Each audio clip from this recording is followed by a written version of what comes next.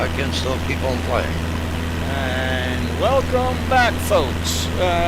You may have missed the takeoff. Let me see if we are actually back now. That's why it is nice to have an extra laptop handy, which can function as a monitor. But as we can see, we have taken off from Hoonah in Alaska, USA, and we are flying to Prince Rupert, British Columbia, Canada. Now, right after takeoff, this stream was cut out somehow again. Something I really do not approve of, but it happened. Now, we are on the way to the first waypoint, VVAC, and after that it is going to be stunning scenery all the way to Canada. Now, we've taken off from parking number 6, runway 6. And we have the first people talking. Steve Jones says, hello sir. Steve, special message for you. We are overflying you today. And the Japanese controller says, yo. He tried to get us to overfly Japan again, but no such luck today. We are going to Canada, British Columbia. And hot on our tail, we have... Well, actually he's overtaking us. The Old Dragon. Steve Jones says, welcome to beautiful British Columbia. Well, thank you, sir. We're not there just yet. We've only just taken off. But we are going to go there. Yes, sirree. Still no ATC online over here. But as we are approaching VVAC, let's change from heading to nav. And our altitude is 7,400 and climbing, so let's also do something about the mixture. Make sure we actually can get there, even though it is only a 285 nautical mile flight. We sort of want to be sure.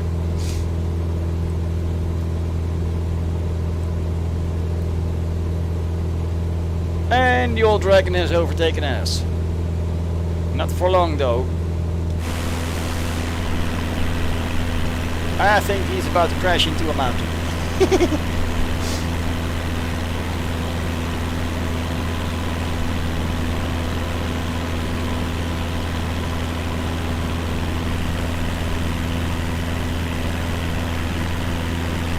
That's a lot of hard mountain ahead of you, boss.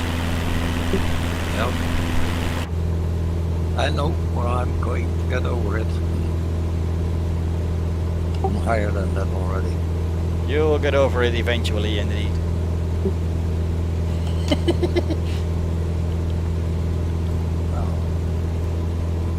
Yeah, it's turning to the right.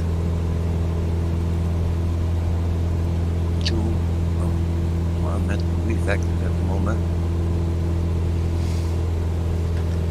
Let's take a quick peek at our engine. We are almost at the 9,000, so we can already throttle back a little bit, save some fuel. Because golly, these fuel guys, they know the prices already. Come on now. What's happening? Oh, we have joined up at VVAC, going to Hoots, 21.9 nautical miles to the next one.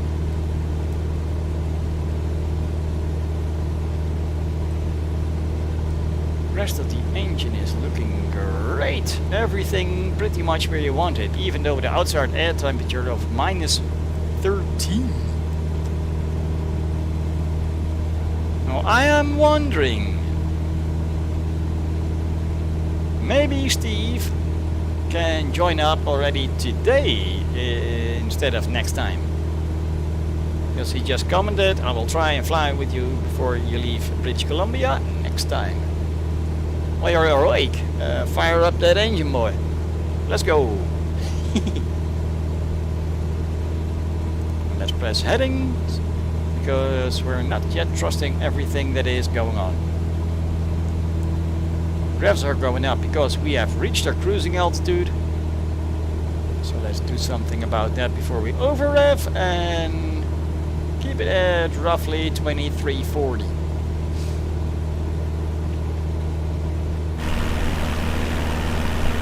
Look at that scenery, folks. How gorgeous is that? And how sad is it that we are going to leave it behind? But we're going to Canada, where friendliness is hidden in the DNA of people.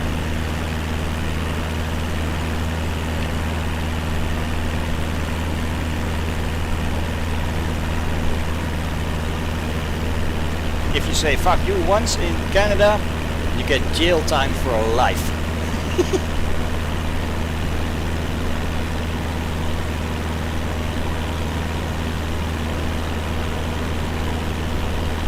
I'm actually quite proud of the old Dragon. The regular viewers, they will know that just a few videos ago he was all over the screen, going left to right. Same as Steve, by the way. And he's keeping it up there pretty nicely today.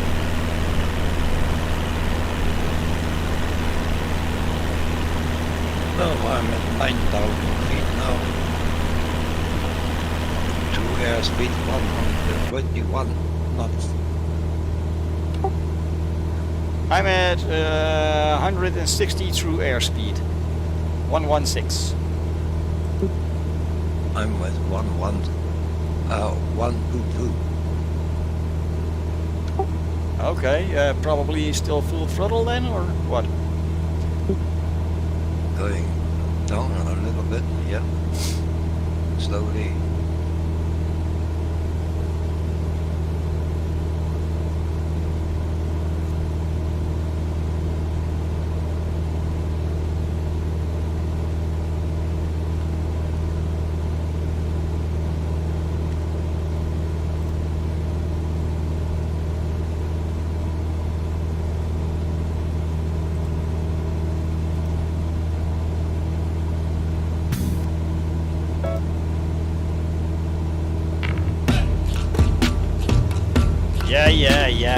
Yeah. That'll do. Wasn't looking for that song. But stuff is protesting here today.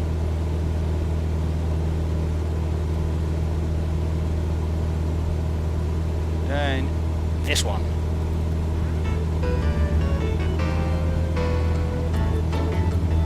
Perfect song for me because I'm trying to overtake Steve. I mean, the old Dragon.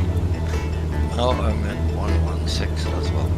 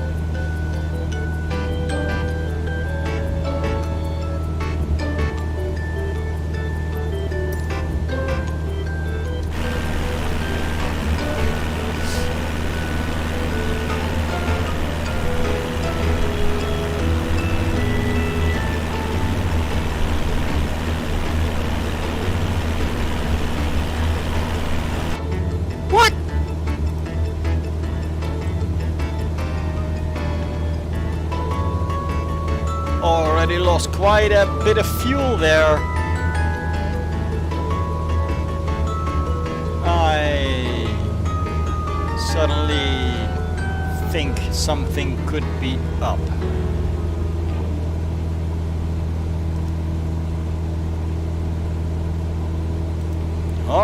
let's do an inspection.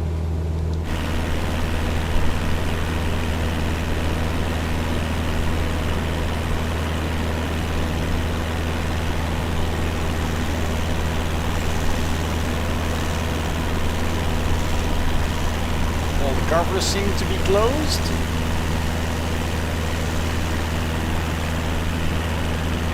Fuel caps are on.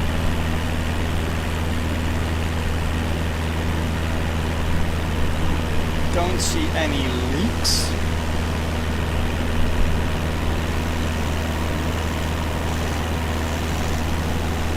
Well, metal is still nice and shiny. But 94% of fuel. And what the heck is that lady doing in my aircraft?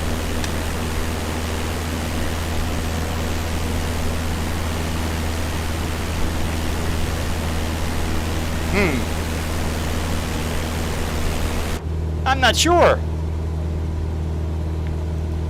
Gonna keep my eye out for this one.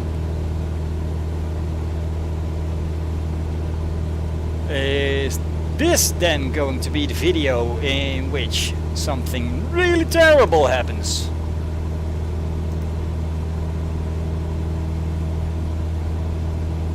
And obviously while we're over water.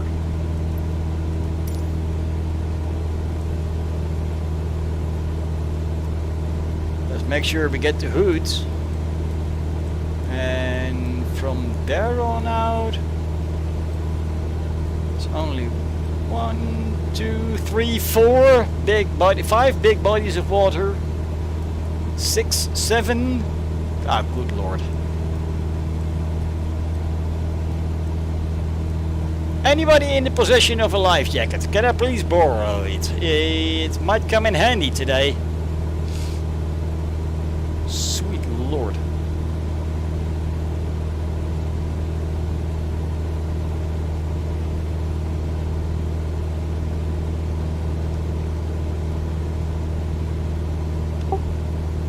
Buddy, I see you at 8,000. What is happening?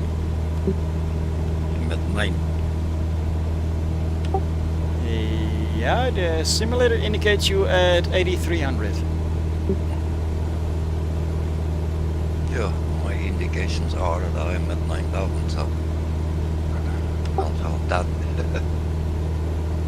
Is your altimeter set up properly? I got mine as standard,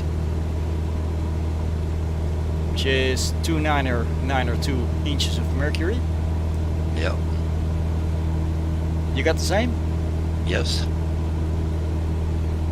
Then it is probably barometric pressure. Let's press B for Bravo and D for Delta.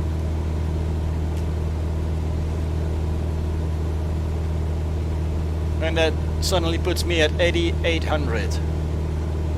So now I have to push on keyboard B and D. Bravo and Delta. Together or No, first one? no. First one, then the other.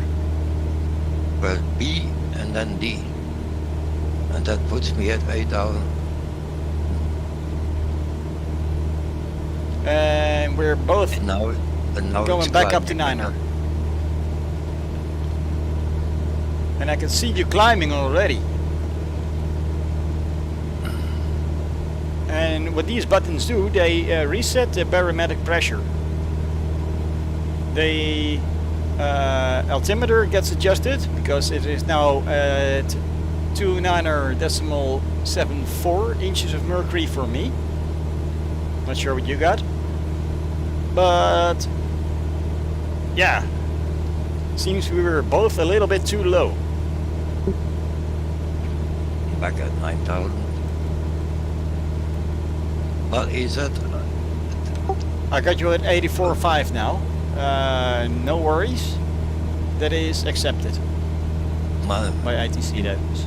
It says 29.73 inches for things, mercury things up. What you mean? Yeah, I got 29.74. Yeah, I have 7.3. No worries, no worries. I think you're okay. And if not, you can always adjust it with the button to the right, because there you have a series of buttons, and one of them says barrel.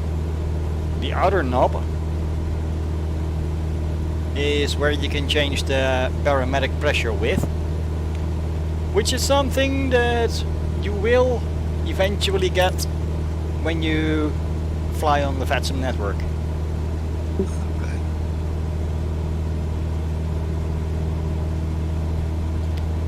They'll tell you to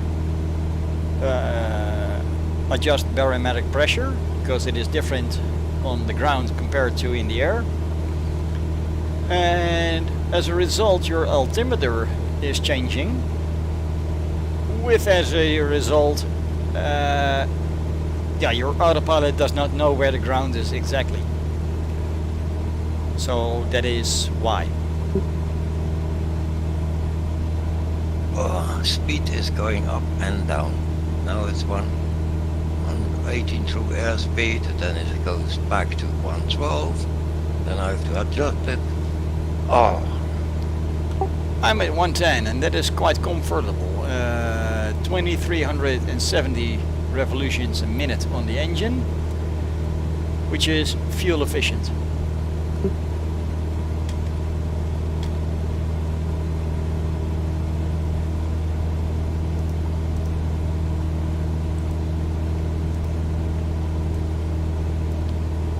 Now let's check the flight details. I'm at 9,002 feet. So that is great. Right bang on the money. That's what we want to do.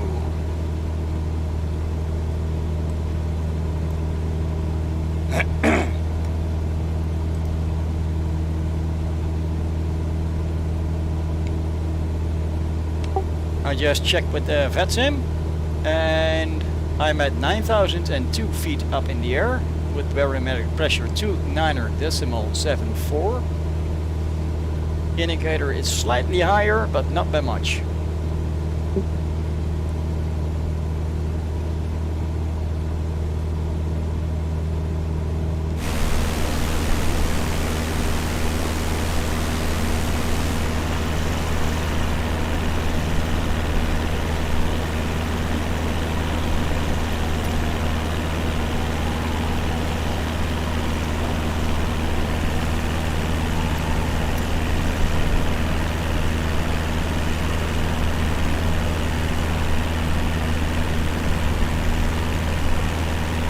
Yes, we can all enjoy this scenery.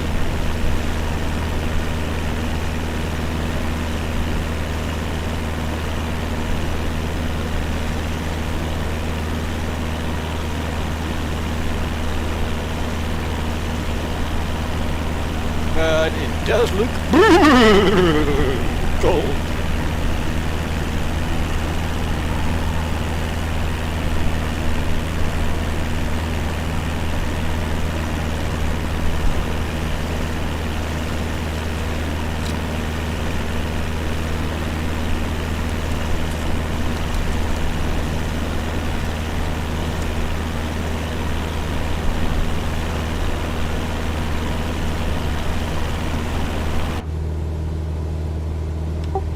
By the way, Hubert, did you remember to put on the pitot heat? yes, it's on. Good man, because the outside air temperature is minus 13. Everything will freeze up if you don't have the pitot on. Oh, taxi lights are still on. There. Now they're out. Are they out or are they off? Off. Ah. I forgot to switch it off. Yeah, for a minute there I thought you may had some loose parts on your aircraft. No.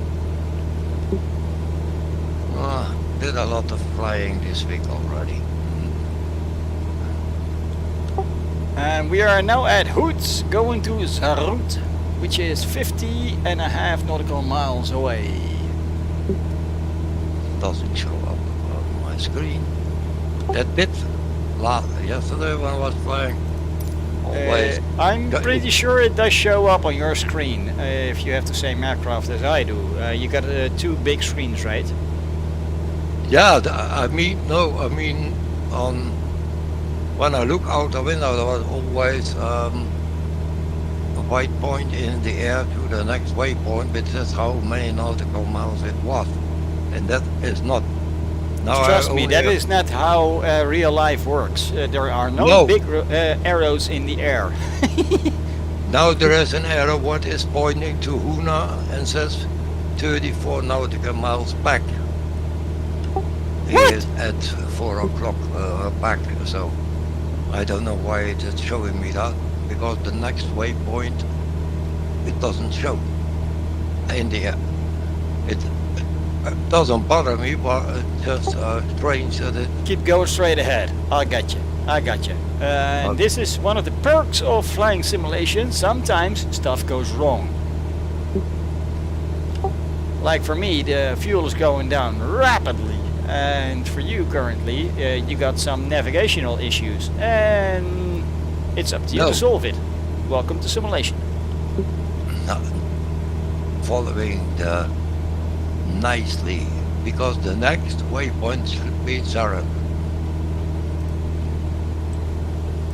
Just a moment. looking. Correct, Zarat, and it should be in purple on top of the left screen. Yeah, 46 nautical miles. All right, then you're still on course, and that is where you are going because you told the computer to go there. So Yeah. you're a passenger in your own aircraft. The right screen in the cockpit, I have that enlarged on my second monitor next to me, so I can see it more clearly.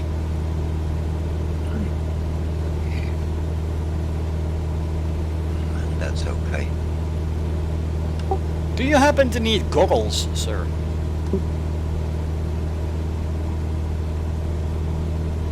Yes. Same here, no worries.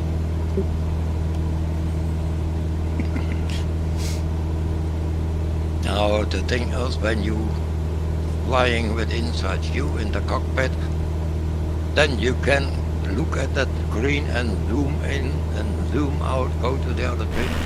But now that where the magenta line is on, I put that one on my second monitor, and there is a lot bigger, so I can see it more clearly if it follows the magenta line and everything. Yeah, in the outside view there's a compass in the top left, and that has the same magenta line. Yes, and that is nice and straight. So. Well, keep going Oh. there or you'll never get to Canada. 120 through airspeed. Why is it changing all the time? Airspeed. Because Yeah. there's turbulence, there's going to be headwinds, crosswinds, everything. So if you kind of move out of the direction of the magenta line, I know I'm in trouble shortly ahead. You're 2 miles ahead of me.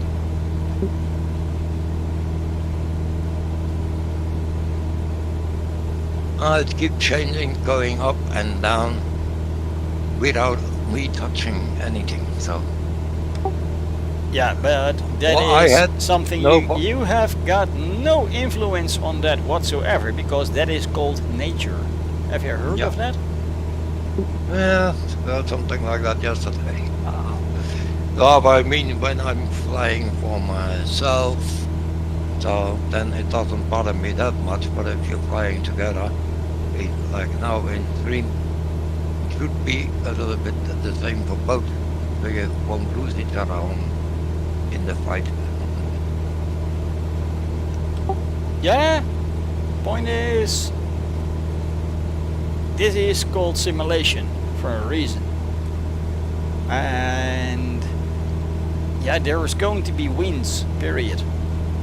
Nothing you can do, nothing you want to do. So, easy.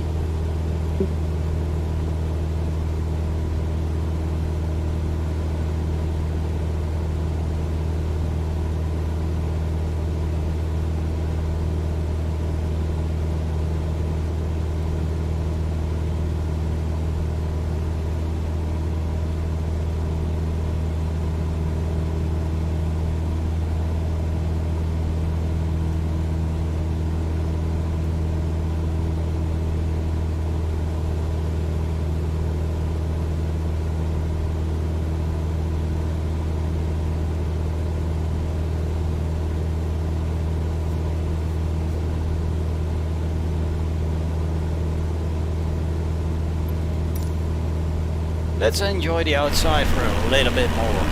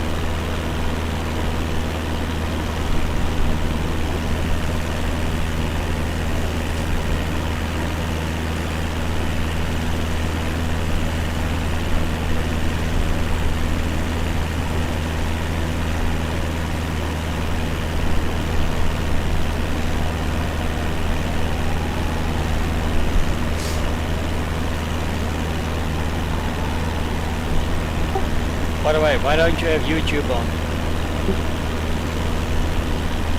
Don't do that before my graphic card doesn't like that. Last time I tried and then game broke down. I have to start over again. Ouch. I could seriously do with a couple extra reviews.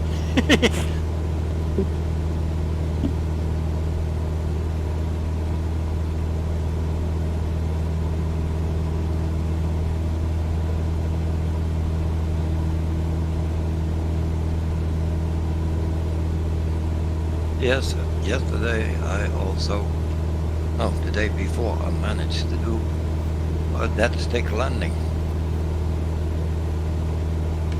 Come again, what kind of landing? They call that a dead stick landing. Oh, yeah. Great! Great exercise, by the way. But I flew in the direction of the airport, nicely lined out, no side wind, and I said, okay, decrease throttle, and it was nicely sliding down, and then when I touched the bottom, I thought that I forgot to put the flap down. Those do come in handy, you know that, right? Yes, but I simply forgot because it was sliding so nicely down in the...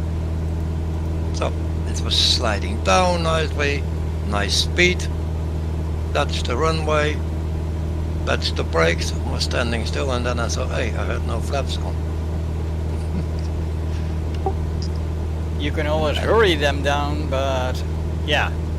Were you in time to stop before the end of the runway?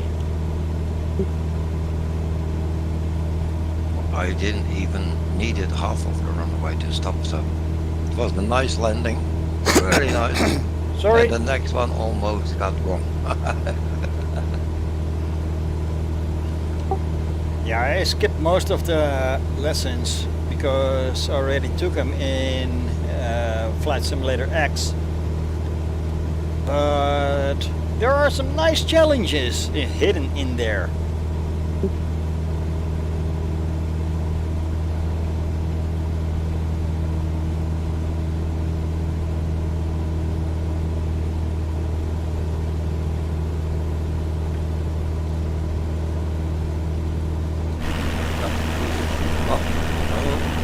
Be back in a moment.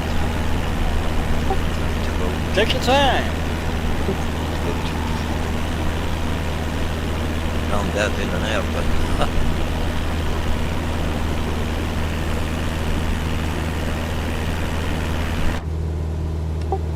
I simply open the door and whiz outside. No, I don't. No, I don't.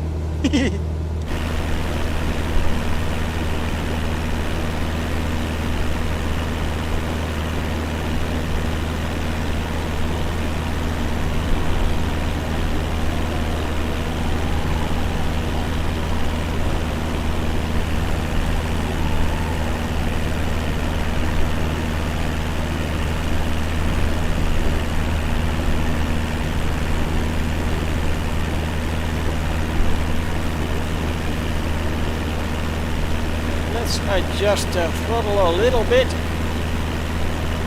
because we are getting quite slow.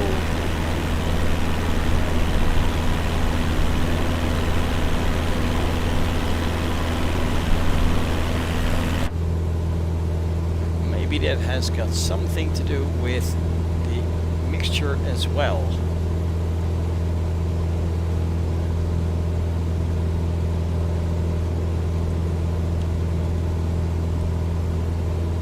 Let's have a look-see of what it may be doing.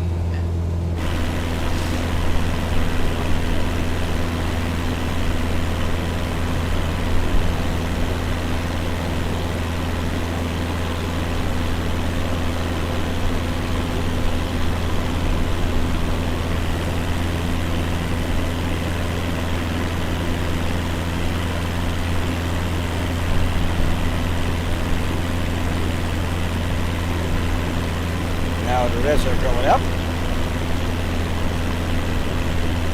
They were at 2400. So I think there's a couple of pockets of thin air around here.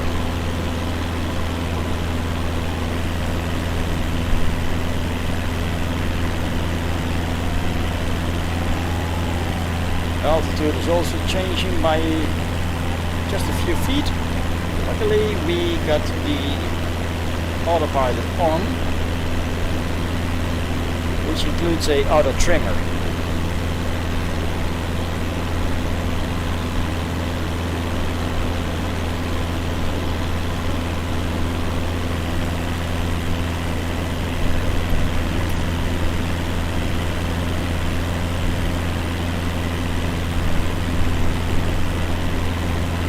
After these hills, there's the first body of water we're going to cross onto Zarut. And a bunch of clouds over there. This could become interesting, folks. Really interesting.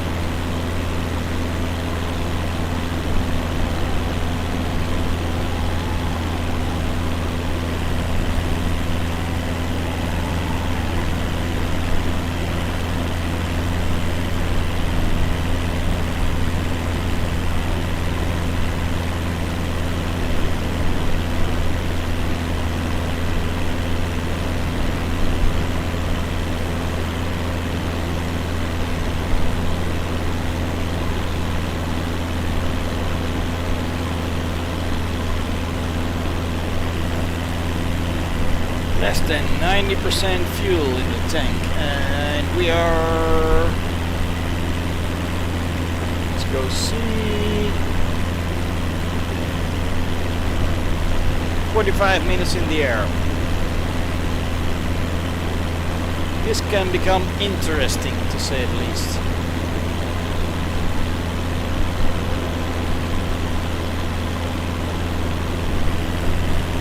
$231.4 nautical miles remain.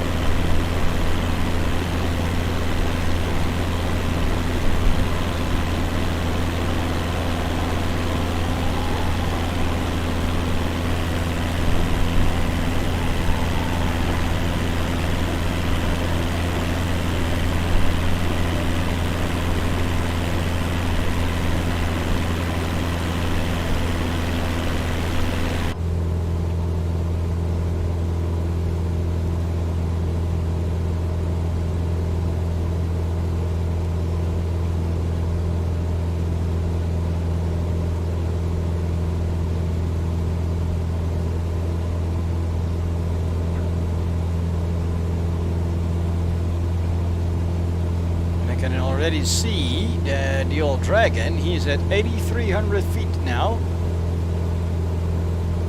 Almost 84.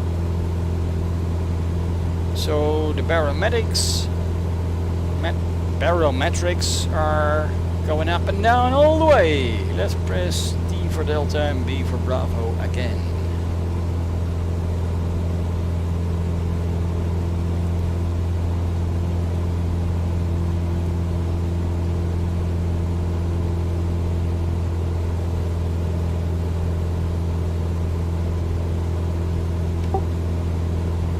Barometric pressure is changing again, 2976 now.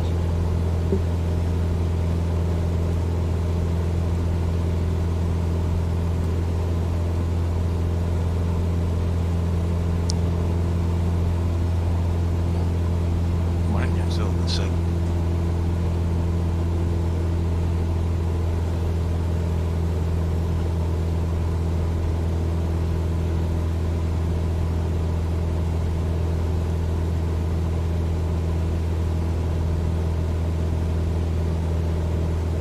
Alright folks, I'll be back in a little bit.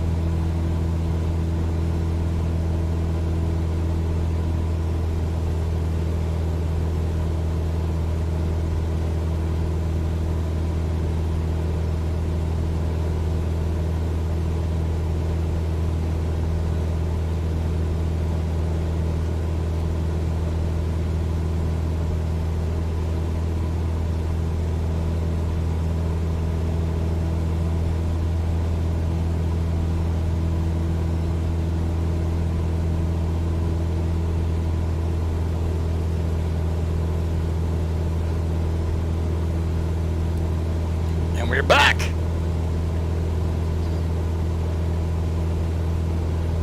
Let's go see outside.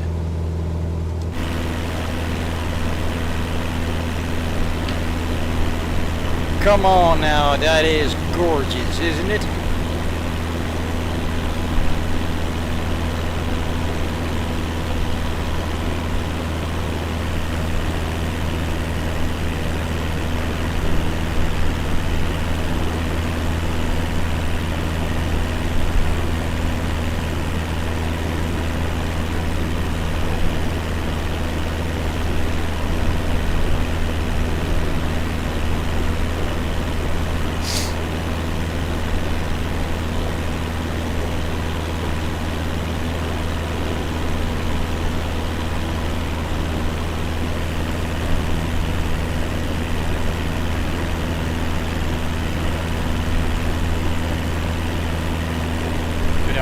VatSim, I see a whole lot of Delta airliners near me. This is Papa Hotel Bravo Victor Lima. Can anybody perform a radio check for me, please?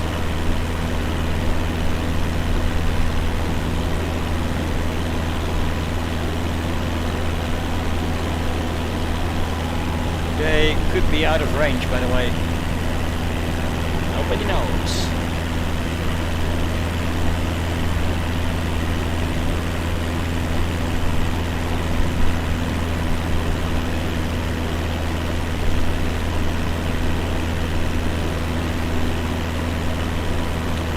Guessing they're out of range.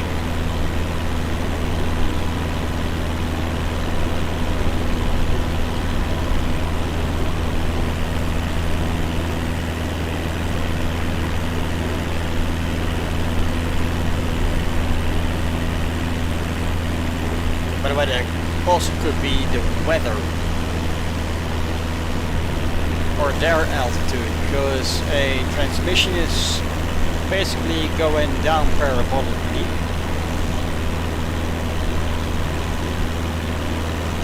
So if I was at flight level 240, they may be able to hear me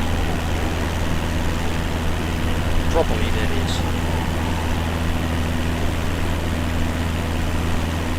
Best case scenario, they got nothing but static at this point.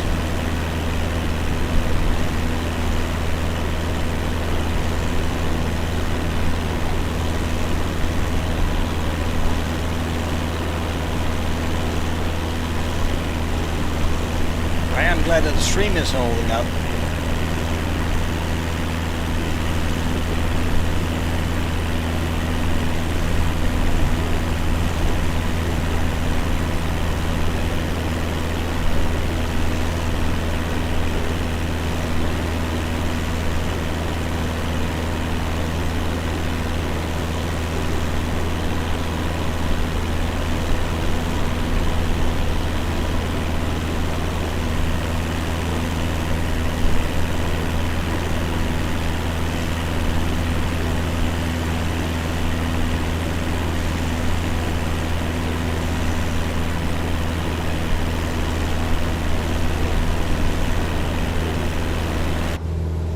I think that the old Dragon is going a lot faster than me. But looking at this, I do see we have a healthy engine and the fuel consumption did not drop very much anymore. So yeah, that is looking pretty much awesome at this point.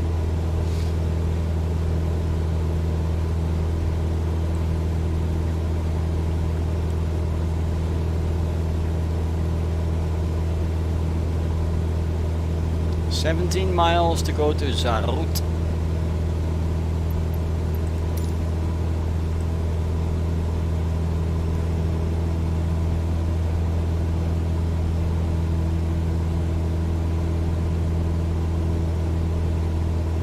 Mr. Dragon, he is at 8,382 feet.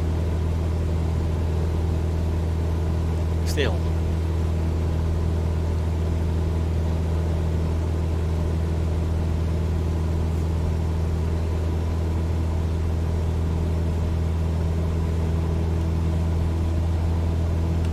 You may want to reset the barometric pressure again, because you're at 8,379 feet, not 9,000.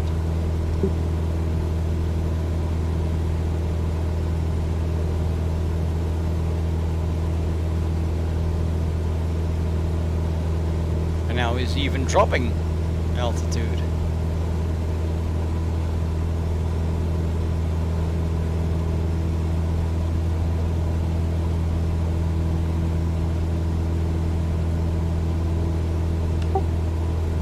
You're at 83 now.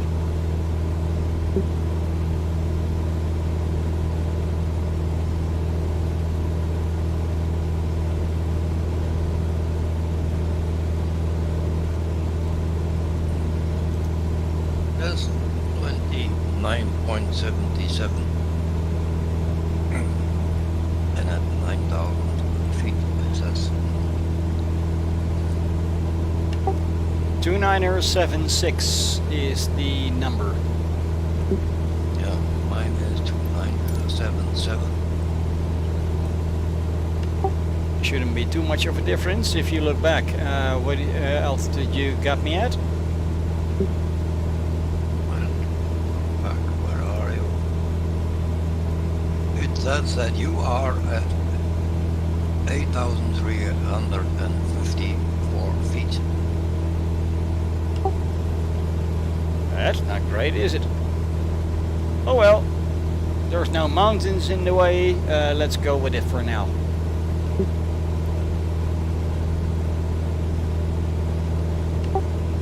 There's also no controllers who can tell us the barometric pressure currently.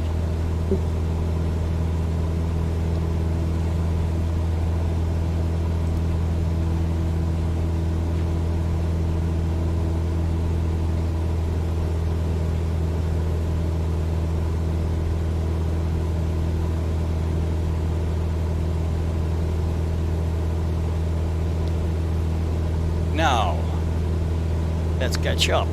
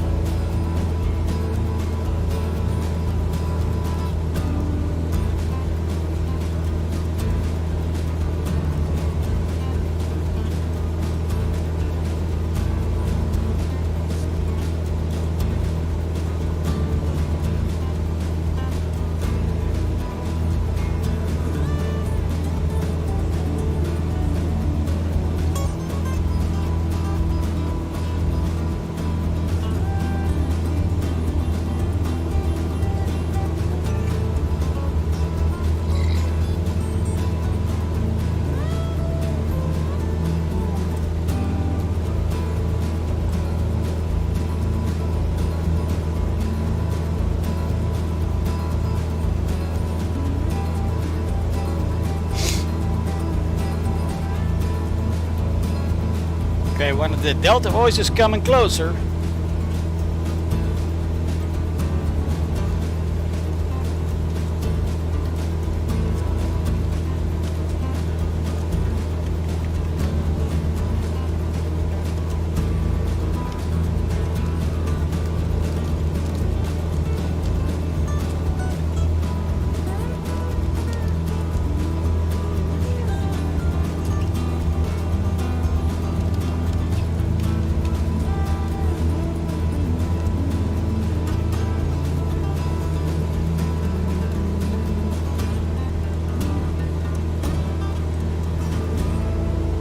So I asked him for a radio check, because then maybe eventually we get somebody else on the line as well.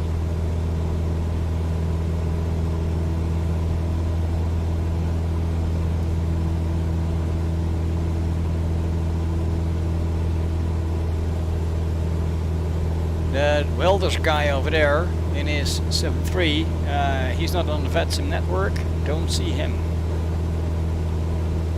When it comes to VatSim network, I am all alone, except for Delta 3.3 in the area.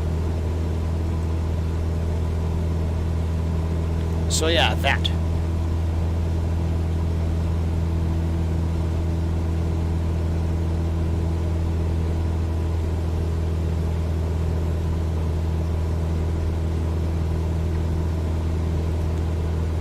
Now we are 9.5 miles from Zarut.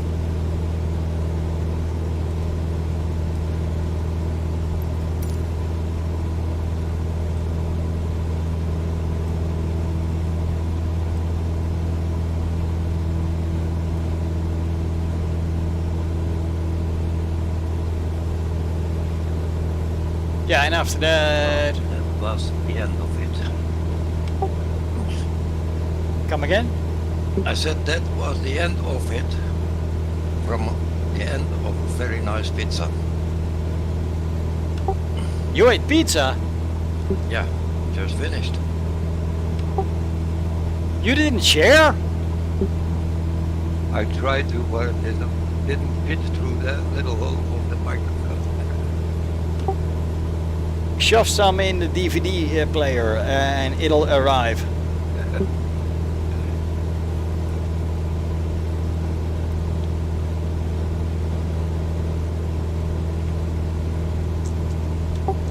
Good Lord, he ate pizza? Come on now, making me jealous. Well, my wife bought it yesterday, and then Sure, blame it on her. She's a good one. Mostly Sunday afternoon. But now we didn't have one for at least 3 months, so it was the first one.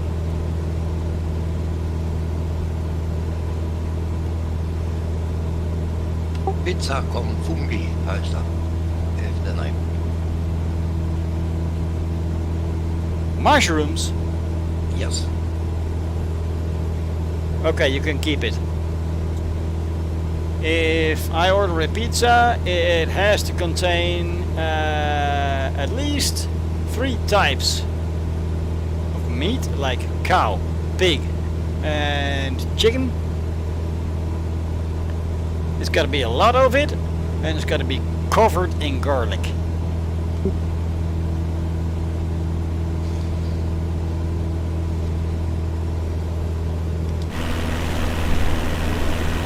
How far are these clouds going to last? I want to see the background.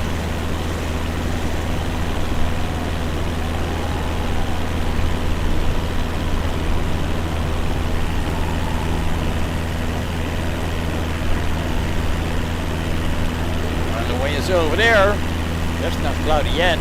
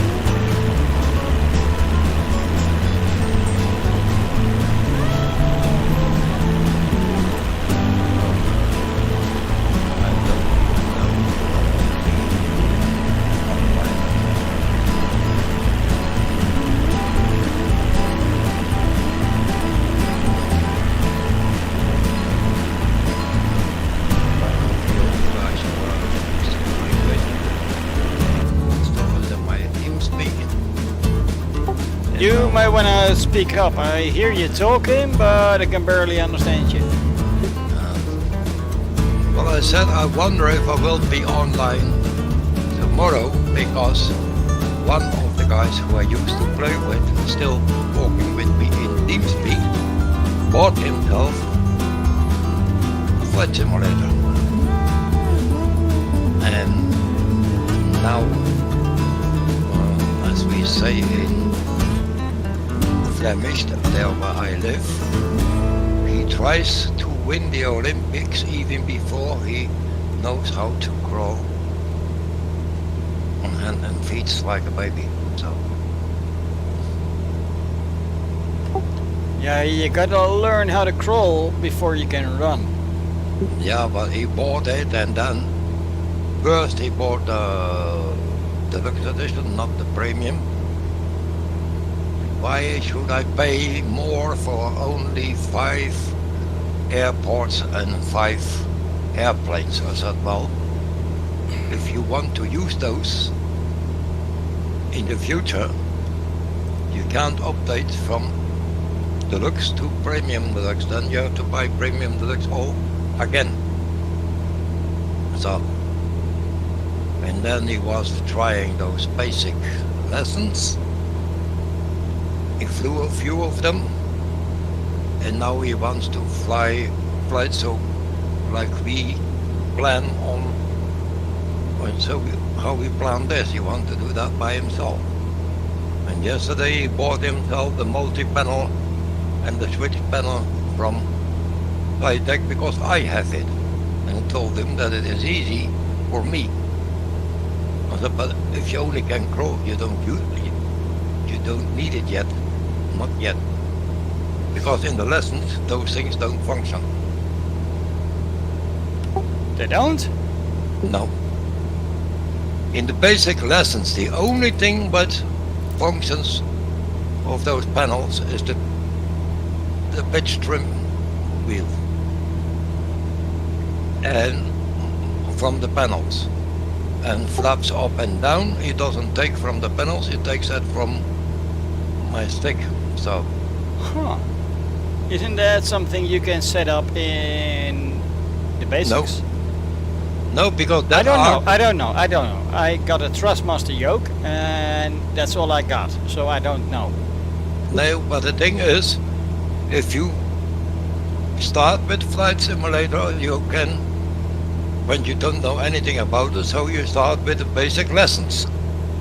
And in those basic lessons, they act with the joystick, or like I have joystick and throttle on my other side, that it recognizes. But a lot of functions, what you can do with the panels or with the stick, in the lessons, they are not activated. You cannot use it. Because they want you to learn the first step first before you do anything else. Let me ask you this. If you set up everything in the control sections. Yes. And you make sure that it works over there. You make sure it works in the free flight. Then Yes. it doesn't work in a lesson. No. Some of the things are, if you say you want to do this lesson, then it loads the lesson. But then it says in the lesson you can't use this, you can't use this, and you can't do this.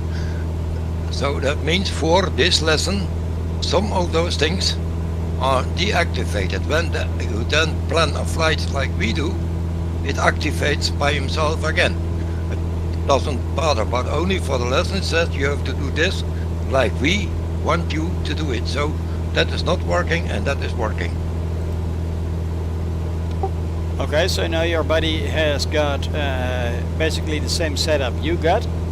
No, he told me he had a Logitech 52 Pro. Yes, I have the same like you, and it is black and it had all those lights on it. And then it came with the post, the package came, and then it seems that he had the Logitech X52, the model below mine. It functions the same way in game, the same buttons, so it doesn't care. But and then he did some of the lessons. He has done 66% of it, and now he wants to start. Yeah, because I want an airport and I want to take off and land properly. I have to learn that. I said yes, but you can't even crawl and you want to run the Olympics already. So I said okay, Practice but makes perfect. yeah, but I said it is your thing, because I said I can give you some tips, but I'm still learning, so I can't tell you everything. And I know him for years already now, because he played Euro Truck Simulator with me, he played American Truck Simulator with me, he played Farming Simulator with me. I've got a lot over 10,000 hours in Flight Simulator and I am still learning. Yeah, but that's what I told him. I said I can't help you because I can't see what you are doing. I said the only way that I can see what you are doing is when I'm flying with him and behind him, so I can see what he's doing wrong. Yesterday he had a challenge, a lesson, and I explained him the joystick 10 times already. Do you know what a LAN party is? A what? Yeah, I know. So you take your computer over to him, or he takes his computer over to you. You sit next to each other and you can actually see each other's screens if you have to. Yeah, but he lives about 700 kilometers from here. He lives in Germany in Rendsburg. He has not in Belgium though. No, but I told him how to do everything. No worries, no worries. Let him drive to you. It's his money. Yeah. He wants to learn, Yeah. right? Yeah. No, but what a funny thing. He had a landing to do. And when he had the joystick, even better, let him join up on a flight that we do next Sunday. If he joins up, every time he makes crazy moves, I've got a good piece of music for him. And he can follow that online. Let me see if I can find it. well, I think it's not a good idea to do that in your stream because he's used to yell and swear a lot. So, Oh, but no. I can Well, yell and scream a lot yeah, as well. but Don't it's you not worry. good. Don't you worry. Yeah. But I mean, it's not nice for the viewers. And I live with that already for about more than 7 years, so I am used to it. But, well, like I said, But I- let him watch my stream. Point him to this time frame. It is. Let me check. I can see that. Where is it? Point him at 1 hour. Hey, the timestamp 1 hour. And he can hear us talk about that. He can hear the music. And because he can hear the music, he will be challenged.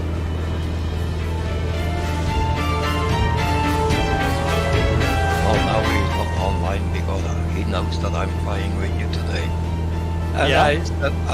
when I'm not in my TeamSpeak, and he knows that I'm not in TeamSpeak. Because of that, I don't want to be interrupted by his yelling all the time when something goes wrong with his game. Yeah? I try to. We have the stick, and I said this button does that, this button does that. That is pre-programmed from Flight Simulator already because it recognizes the joystick. And then I said, under your pinky, there is a trigger that are brakes. So we had a landing challenge, and then he said, well, I tried it, and I hit the brakes, and it didn't stop, and it goes on off the runway. I said, yeah, what did you do? Well, I was going down, putting down the flaps, and then he hit the button from the handbrakes. I said, no, that are not the brakes. Handbrakes? Yeah, he hit on the stick. There is a button. There's to put your handbrakes on or off, and he put them on and thought the airplane was stopping. Then I said, no, it's on your joystick under your pinky, the little trigger. You have to push that, and that are the brakes. And then he tried it. Yeah, now I learned something. I said, I told you that already 10 times. I said, and that's not good. You should remember. Yeah, but the same thing with him is going on with you as well. Because I have taken you on a tow hook. I'm teaching you stuff, you're teaching me stuff. And that is how it should be, like a community. And if one starts shouting, you can either enjoy it, or get annoyed by it, or you can teach him. So, yeah, invite him for the next Sunday stream. I don't care. Let's do it.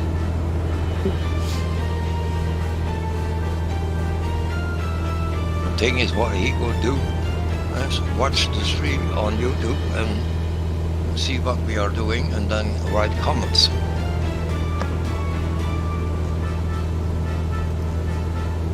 Well, I will see what he is going to do today. He's not there, so... Yeah, he can watch a stream. He can actually he can re-see all the streams. And if he likes to, obviously he can join up. And you and me together, I'm sure we can teach this guy how to fly properly.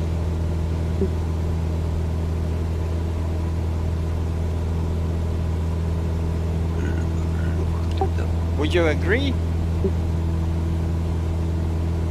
why can I look? No. There, Cessna pilot behind me. And the other one was in front of me, and now he's behind you. I can't understand that. Yeah, he's going the opposite direction. No, he was going in the same direction as we did, but now he's going back in the other. Guess he changed his mind. Yeah, maybe.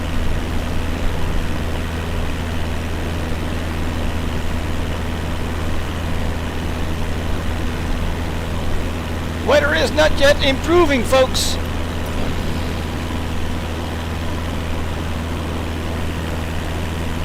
And I guess I know why. Look at the name of the next waypoint.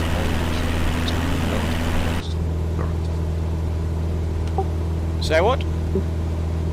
That for me it's 7.2 nautical miles to the next waypoint, he says.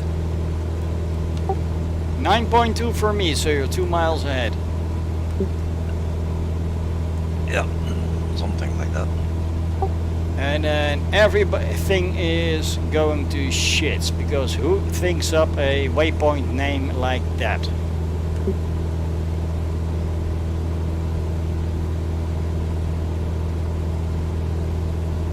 I don't know. They think up a lot of crazy waypoint names, but that is up there.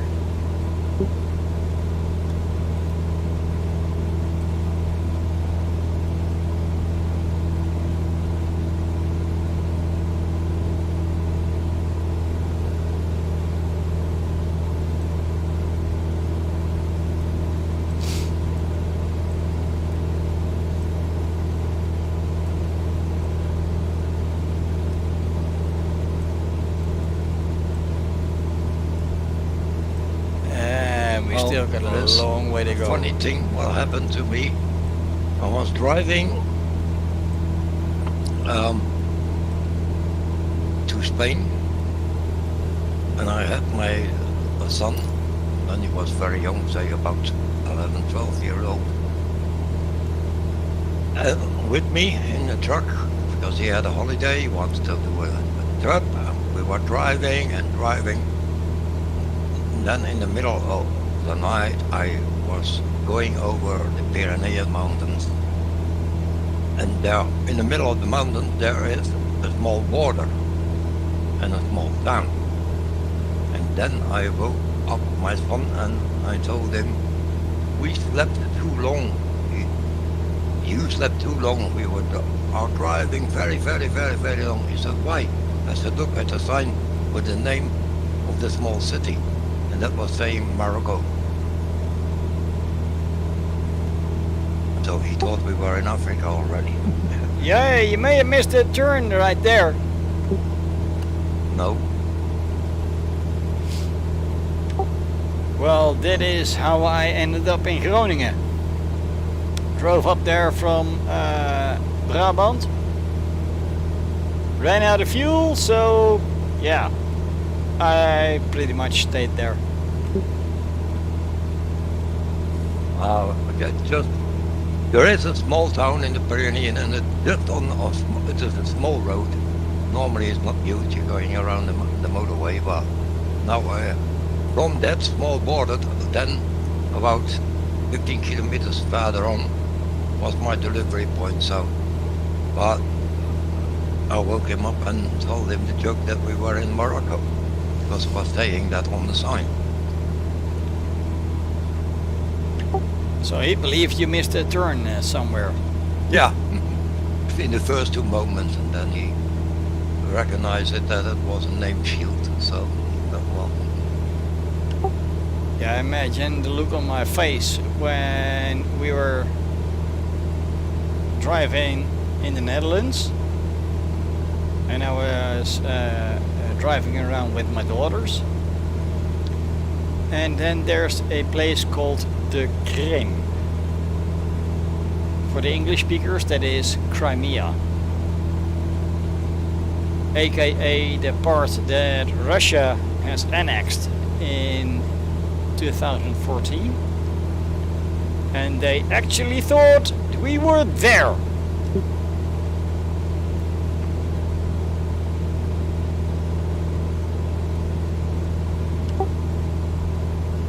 Had to replace those seats. They turned brown somehow.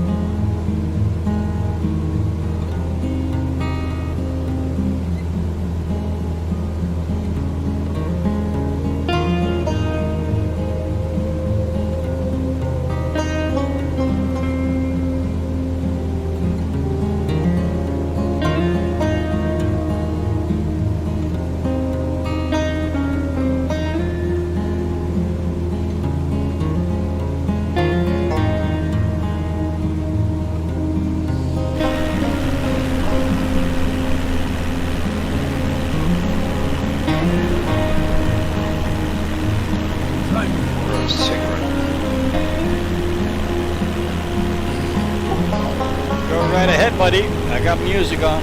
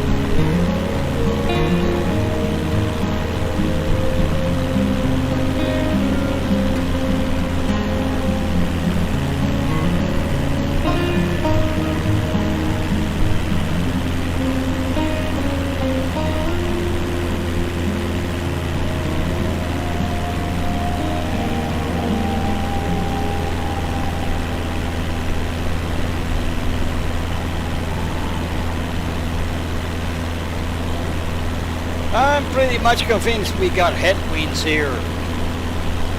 RPM at 2,500 and barely coming over 100 miles.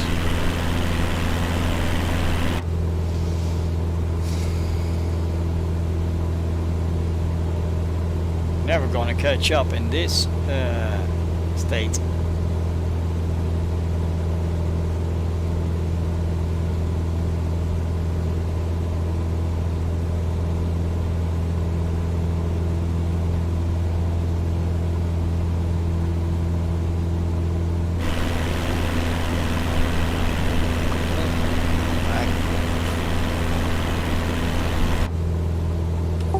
Welcome back, sir. How you doing? Still in the air?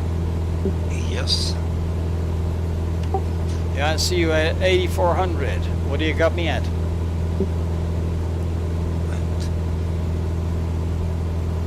8,400 as well.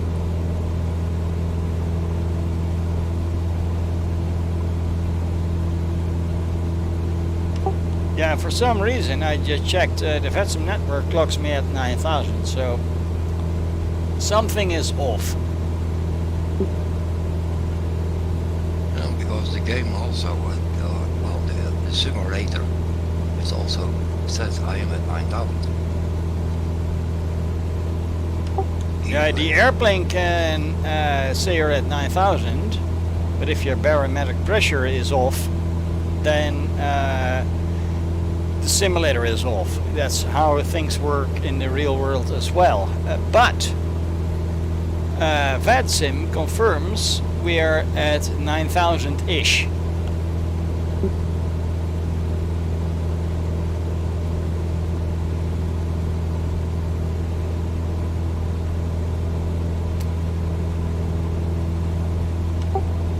So we know that something is off, but we do not know if it is going to give us trouble yet.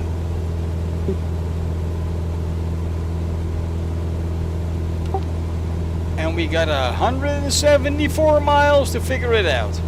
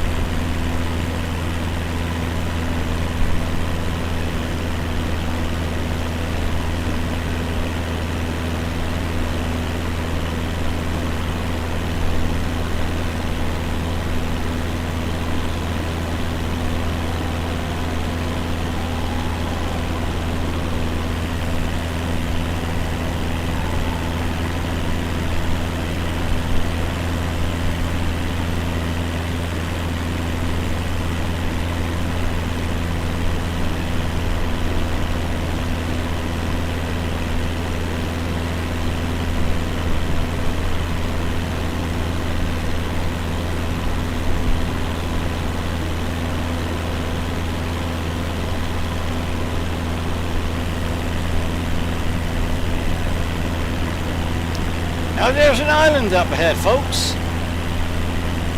Trust me, it's under those clouds. And when we pass that, we leave the United States and enter into Canada. If you don't believe me, here's the map. That's us. That's the island up ahead. Yeah, and our route is taking us to Prince Rupert, Canada.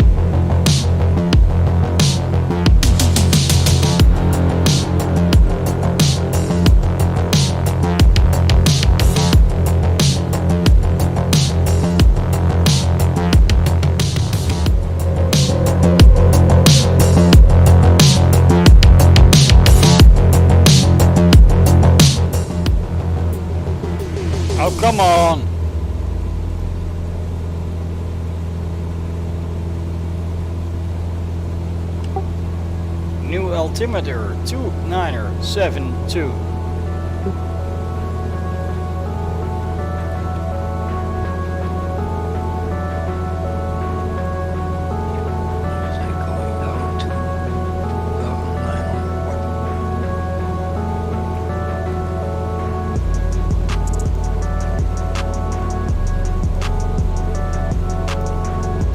Can you repeat that?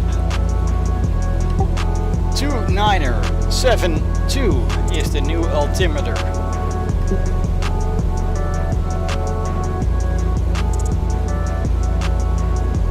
One set to 973. Altitude still 9,000.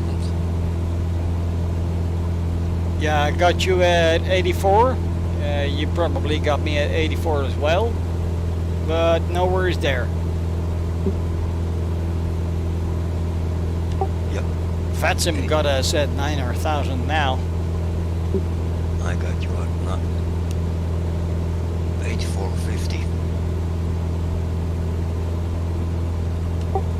Yeah, you're 1 feet below, so that is the difference between simulation and playing a game.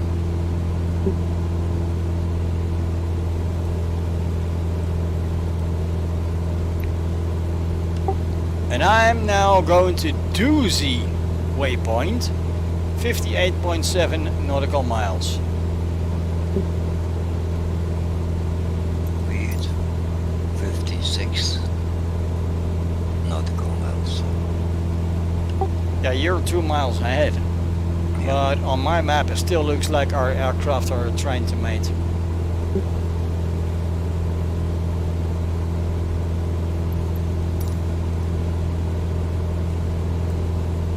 You know, that's how new Cessnas are born. They mate.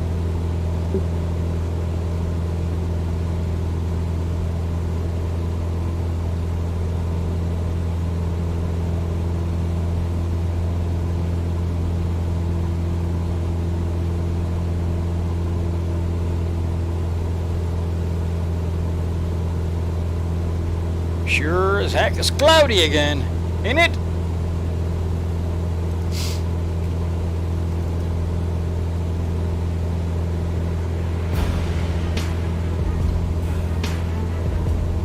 Tension rises.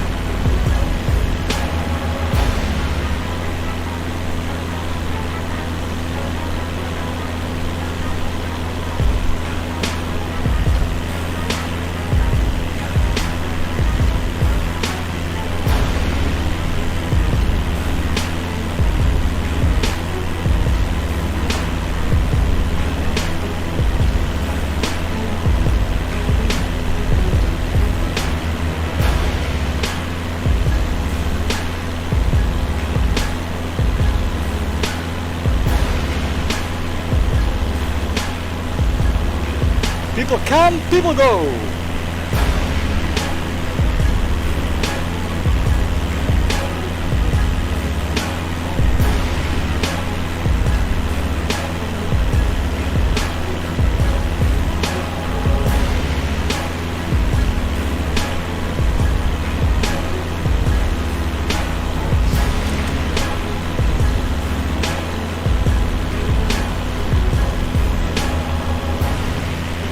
There he is again.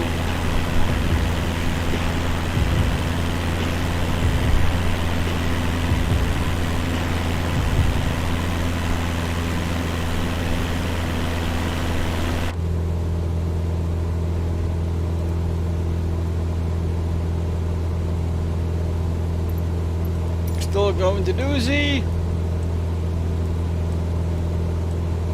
And after Doozy, we're going to Gertz and Wazur, Elville, and then finally line up the land. But at Wazur, we are going to start our descent. A lot of airplanes in the air today. You're seeing a lot more than me. I only see one in front of me and side now, and behind of me it's just you.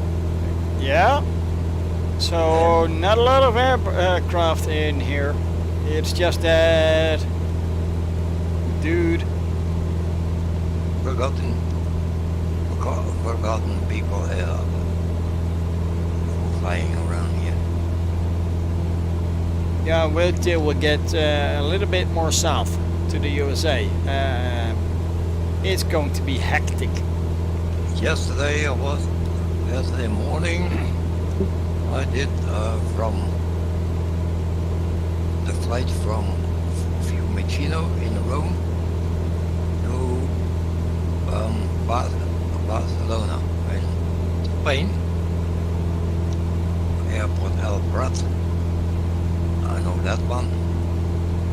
And when I got there, so I had about 160 names on my screen from everybody who was flying around there. And then this Wait till you get to USA in busy hours. And that's just 1 or 2 airports away. That is going to be hectic 2.0. Well, normally I don't have the ATC screen on, so I do my flight, just ask them permission to taxi, and then I switch that off. And then when I'm landed, I switch it on and ask permission to taxi again. And for all the rest, I don't use the ATC. Because last time... You should start using VatSim. That's a whole new experience for you. Well, maybe, but I will... They tell you what to do. Well, maybe I will do that later. But first I want to get one to have a little bit more of experience. Now I put this ATC thing off here, what's in the simulator itself, because last time I was about, say, 15 nautical miles from the airport where they have to land, according to Magenta Line, 15 nautical miles. And then this ATC tells me to go with my Cessna up to 36,000 feet. Up. Is that how will I land on? Yeah, and in that case you simply say unable Cessna 172 ceiling 10,000. Well, I put the ATC over and I landed myself, I didn't care. Yeah, I'm going to make the problem their problem and figure it out. They're here to help you get down.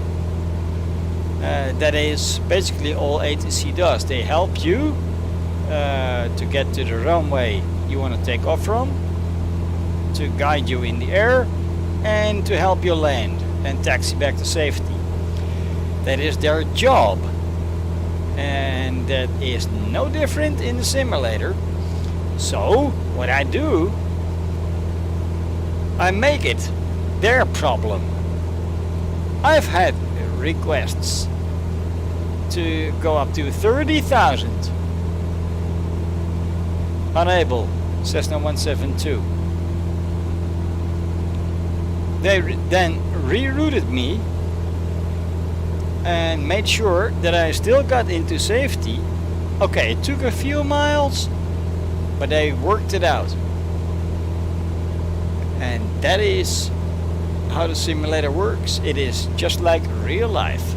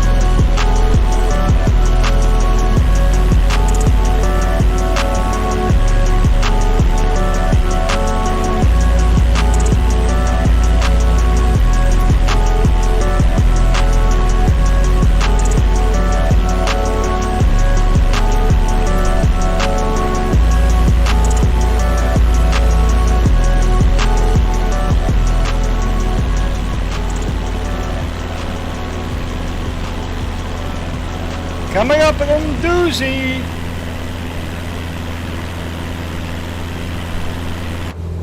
Well, coming up on Doozy, 29.8 nautical miles away from Doozy.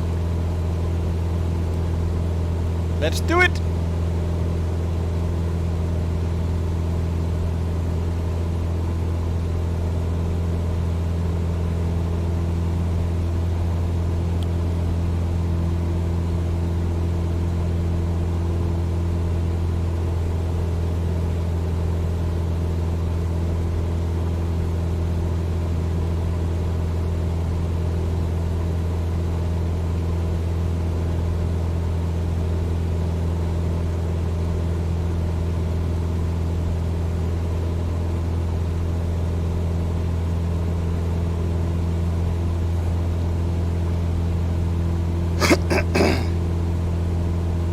Sorry.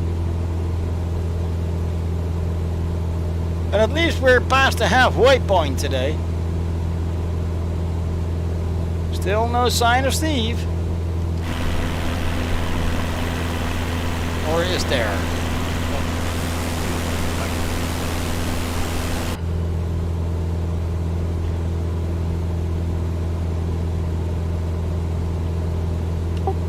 What? I said I will be right back. Are you going to prevent nicotine deprivation? Now I'm going to take a medicine bathroom because I get a little bit dizzy. Take your time, buddy. We got a long way until we're there. Yeah, I know. You can listen to your music. Yeah, YouTube gets to listen to it too. Yep.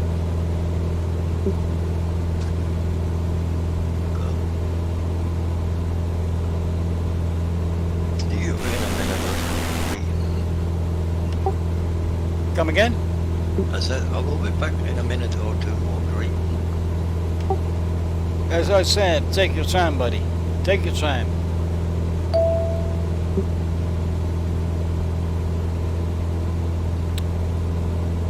And that was a supervisor. Apparently there's a rogue pilot somewhere.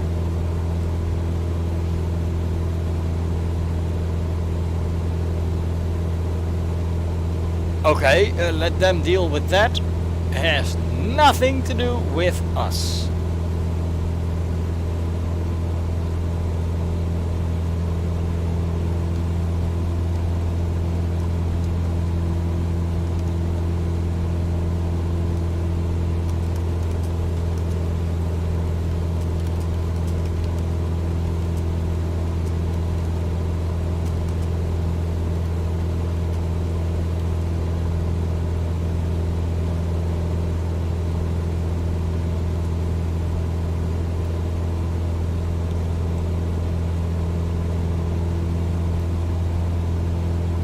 Just keep that information in the own area.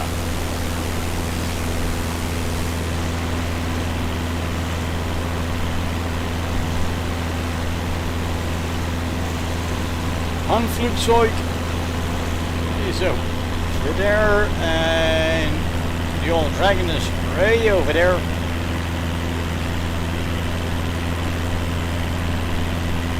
We are looking good, I would say.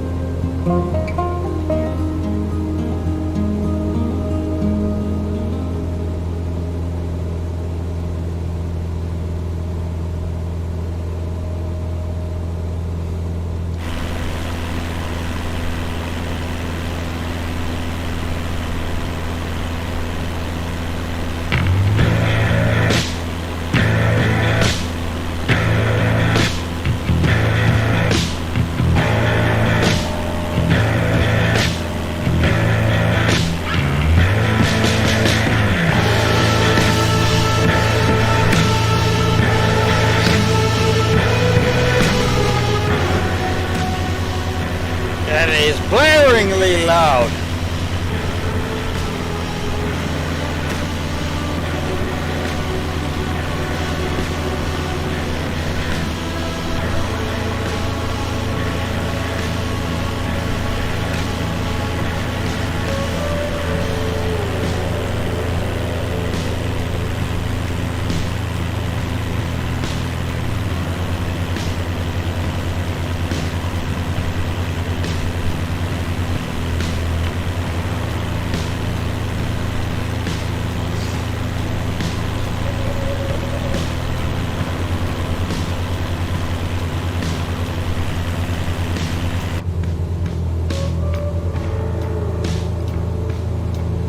Let's check the engine.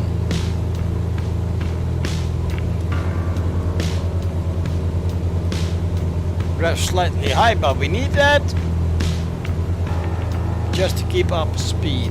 Fuel flow good, pressure good, temperature good, exhaust gas temperature slightly high, vacuum okay, and roughly 75% fuel. Through airspeed 119, we're doing 104 indicated.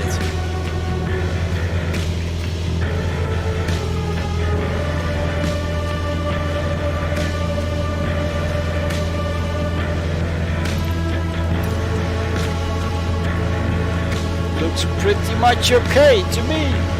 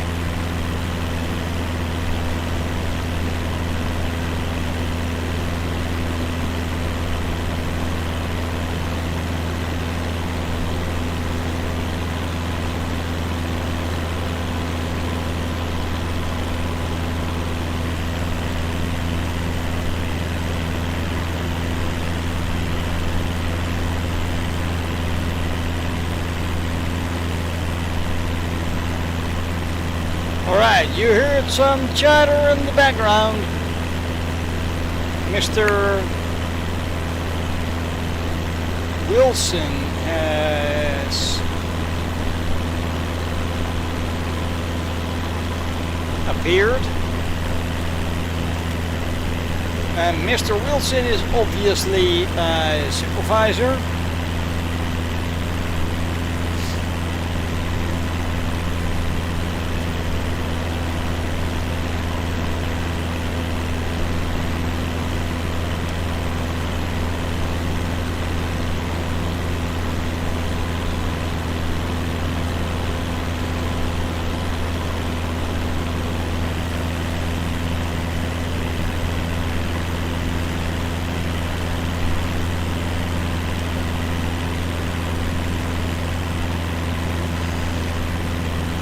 Sepak, speak.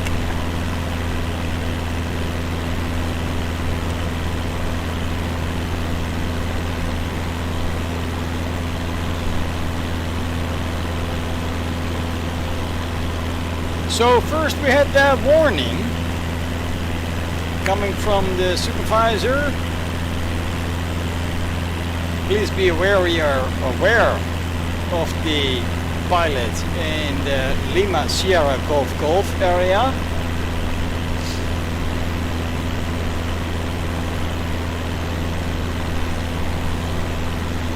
So I started this chat finding out why we in the Canada area have to see that.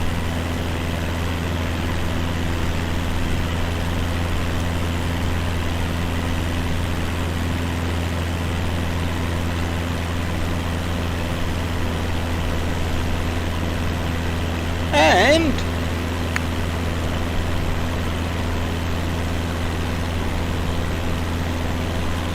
I was curious why we have to see that.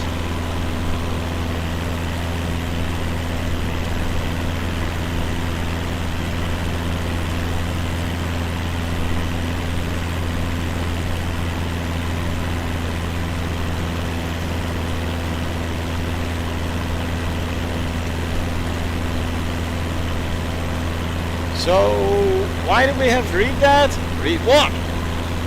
A warning about a rogue pilot you're aware of. Well, we don't have a choice. It goes out of the network, we can't pinpoint the area we send the broadcast to. Ah, okay. Now for my curiosity, I'm not there. Is this one really misbehaving? Yes, they used inappropriate language on Unicom. That's a no-go. Want to make him famous live on YouTube? You're live on YouTube as we speak. He's gone already. Still alive. Gotta put up his rear. Bossman says, oh yeah. Nice one, Bossman.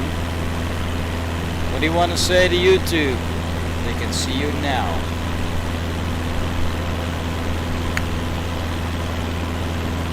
He says, nothing really.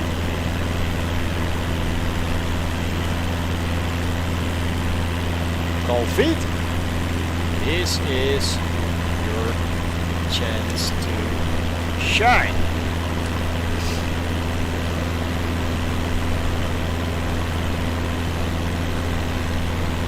I sincerely doubt that he is going to answer this one, but we prefer to keep a low profile.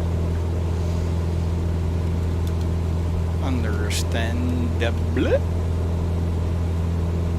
but it may be known guys are there to keep us safe.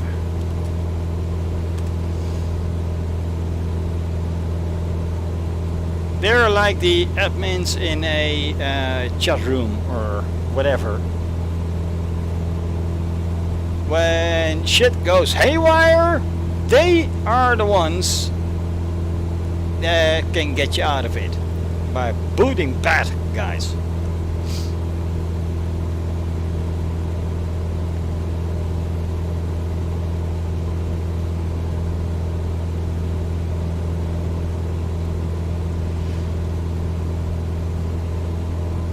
Let's get this guy out of the way. Have a look around. 2500 RPM.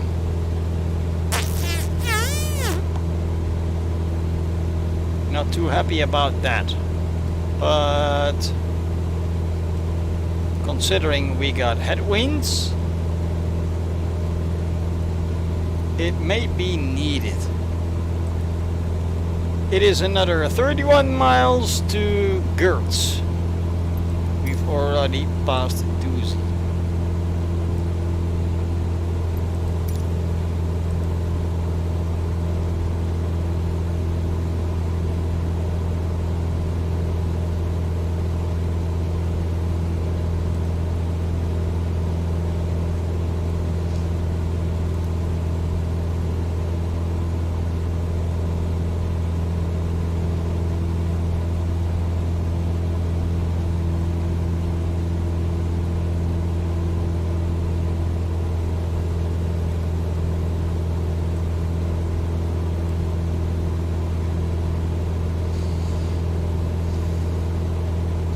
Look at the cloud up there.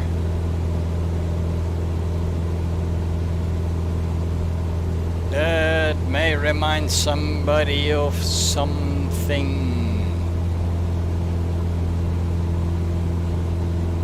Aye.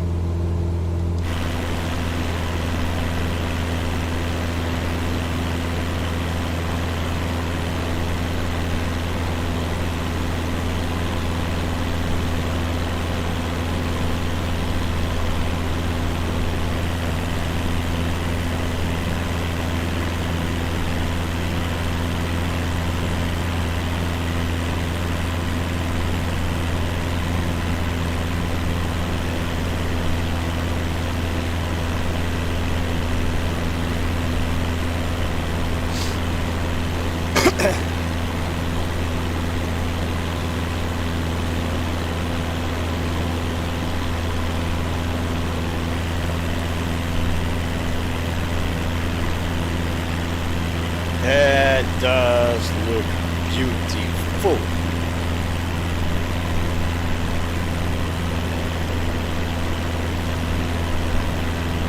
And we are approaching the Canadian border.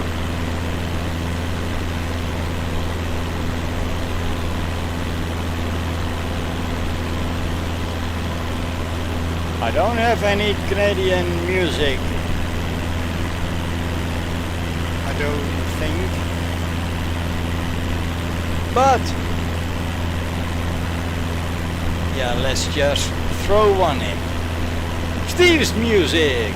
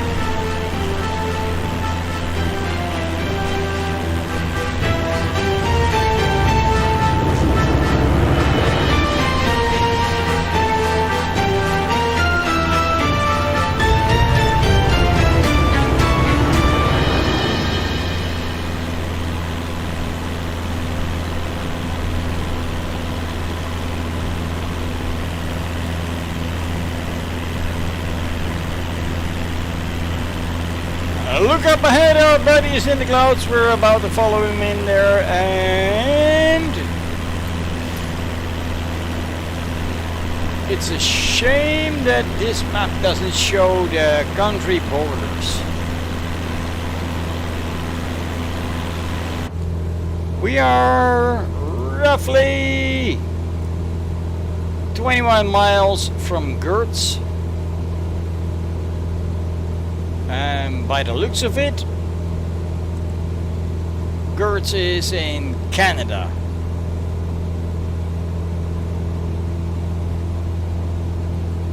The map seems slightly off though. Well, let's see who is right. Usually the areas are actually correct.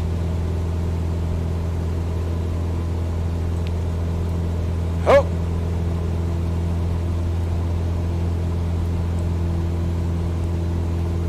But I'm going to assume that there's a bit of an island right here that VatSpy doesn't know of. Alright, let's take that one away again.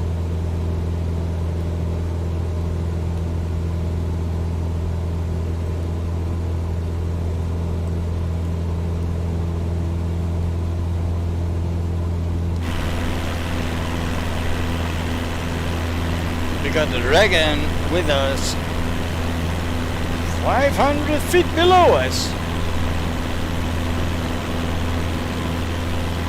And if it wasn't a hazard, I would fly below the clouds. It would be dark, but it would be beautiful.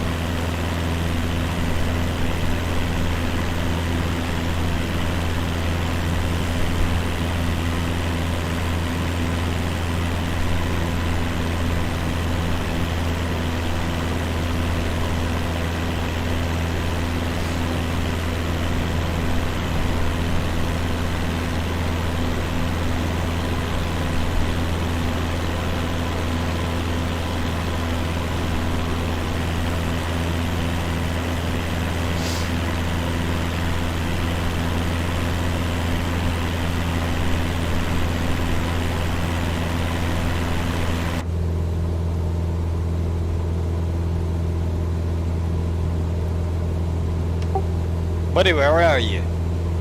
I don't see you on the map anymore. No, I'm still in front of you. Still there? Yes. Don't see you.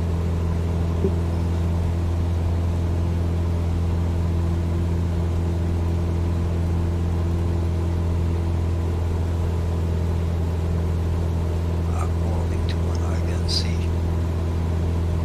it will fly over my head in about 1 minute.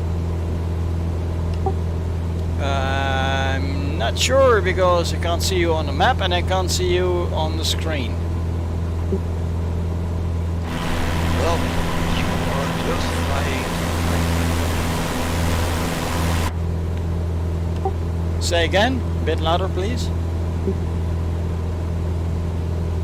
I said that you were just flying my plane.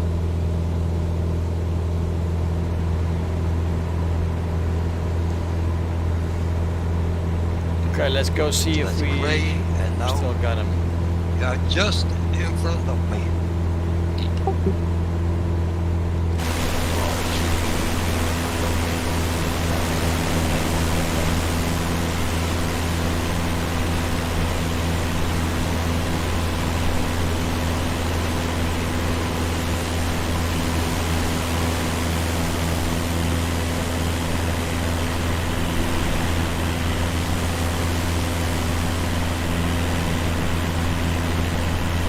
Still Cessna pilot is now in front of me. It was you. Past me. And The you only are- one I got is a Han Flugzeug.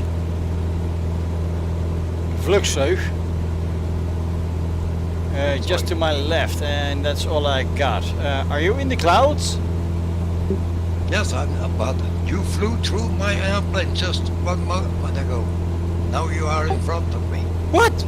And you pulling off. I have true airspeed 116 for the last half hour, so. And you're flying faster than me. A lot faster. I am at a 106, 105 indicated, and my true airspeed is 120, 119. Yeah, mine is 115 for the last half hour already. Okay, that could be it why I can't see you anymore, because when aircraft get too close to me they disappear. Yeah. I saw you behind me, and then in the moment that you were in the same place as me, we went grey, fast invisible. When you were in front of me, I saw you again. But now you are faster as me.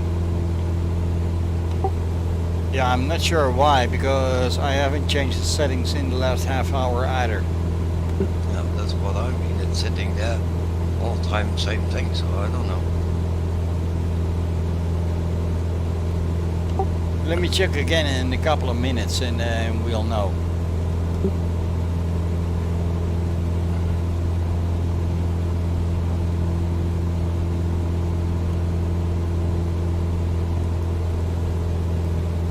By the way, did you get your notebook handy? What? A notebook, you know, to write stuff in?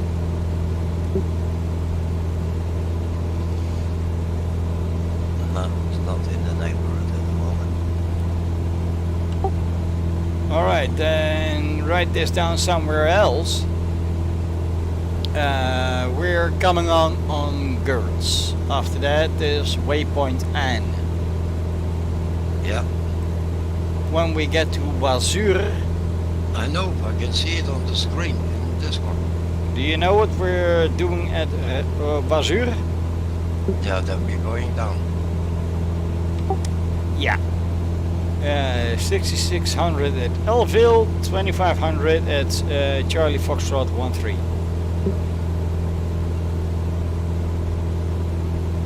So, The airport is at 100 feet above sea, so that is useful information, sir.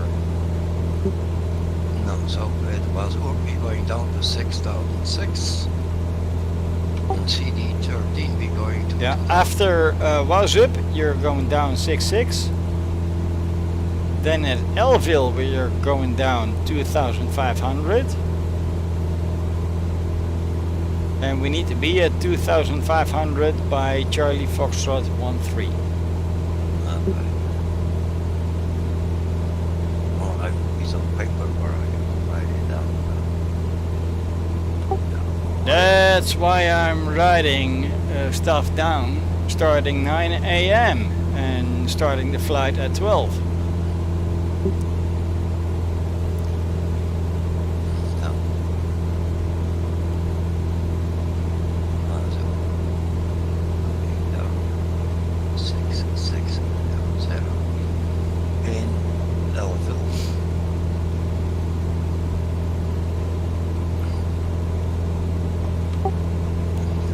So starting at Wazup, you're going down.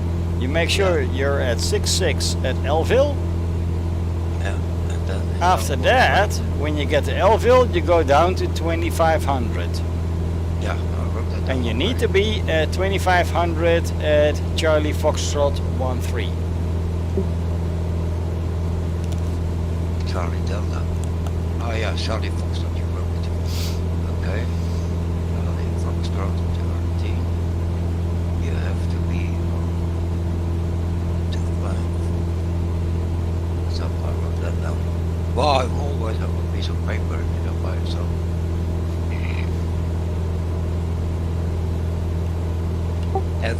It's getting more interesting once you learn a little bit more, doesn't it? I'm still flying, but everything is grey. I don't see anything. Press D for Delta and B for Bravo. I'm just above the clouds.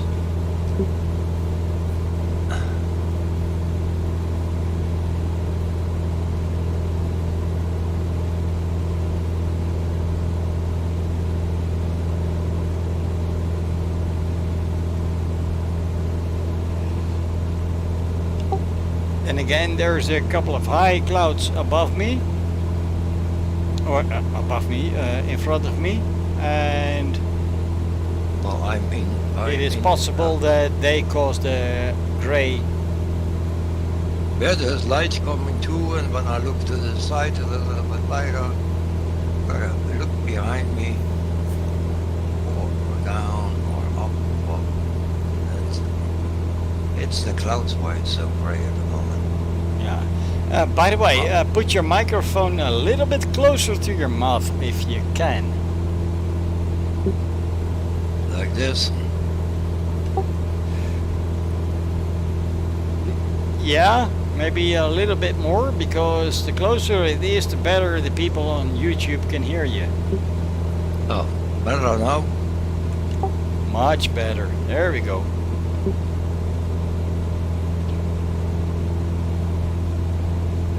Now I see the sun again.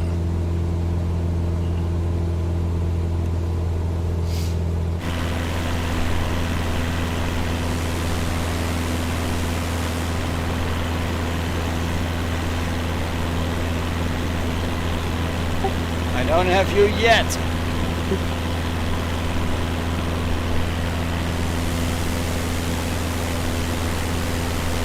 Yes, I do. I've got you a little bit behind me. Yep, that's correct.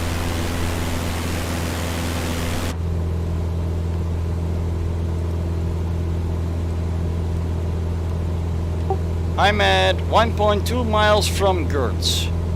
1.1 now. And 1.6, 1.5, so. It's only half a mile. No big worries. So I'm about to change course to Wazur. And after that, action. It doesn't change because it's going straight away to Wazur from Gertz. Nuh-uh. Nuh-uh. We are going 133 now. And I'm now going to N, by the way, which is in the same direction, 4.3 miles, 4.2. After that, there's a little bit of a bend. Yeah, to the left. After N. Yeah, and only slightly. Yeah, I know, I can see that.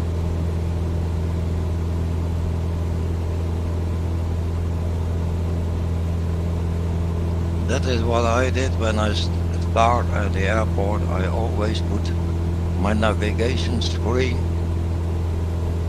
on another monitor so I can follow there and can see what's going on. Because the one inside the cockpit, you have to zoom in all the time to see what's on. So I can see nice and clearly. I'm now in the gray bit as well, because of clouds. I can see still, well, but I can still see the name where you are. All right. I can't see the airplane, but I can see where you are. Straight in front of me.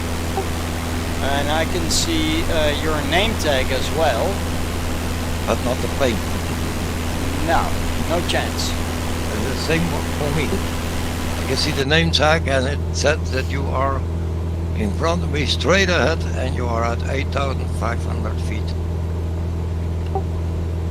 Yeah, let it be that. And after Wazur, we're going to go down.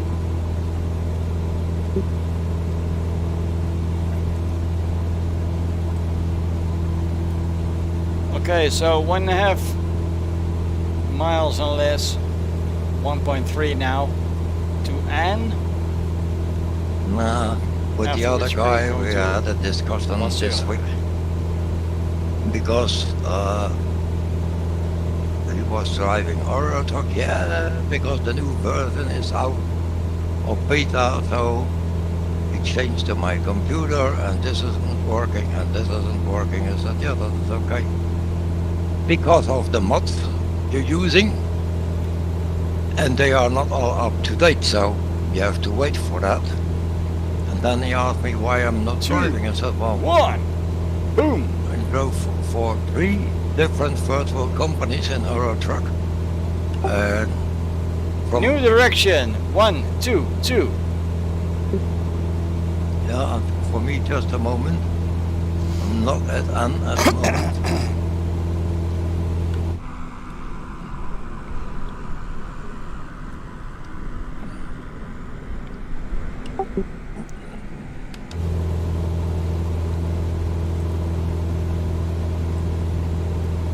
Now he is turning.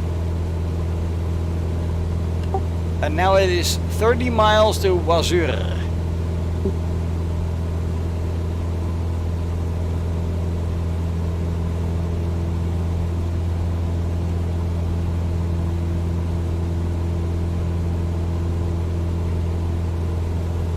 On to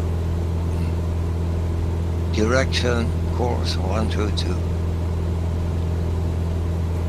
CRS he says 122. 124 now. Yeah, the magenta arrow says 124. Let it do its thing. It is invented to do just yet.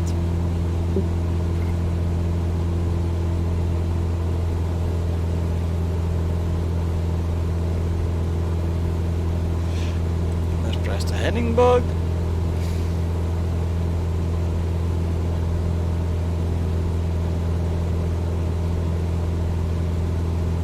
And because it is only 24 miles, we are going to prepare the aircraft.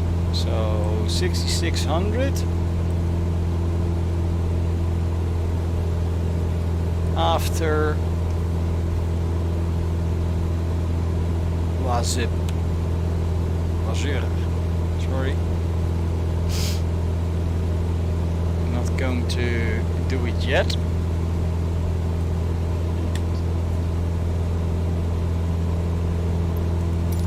But we're going places, folks. And by the looks of these clouds, it is not going to be pretty.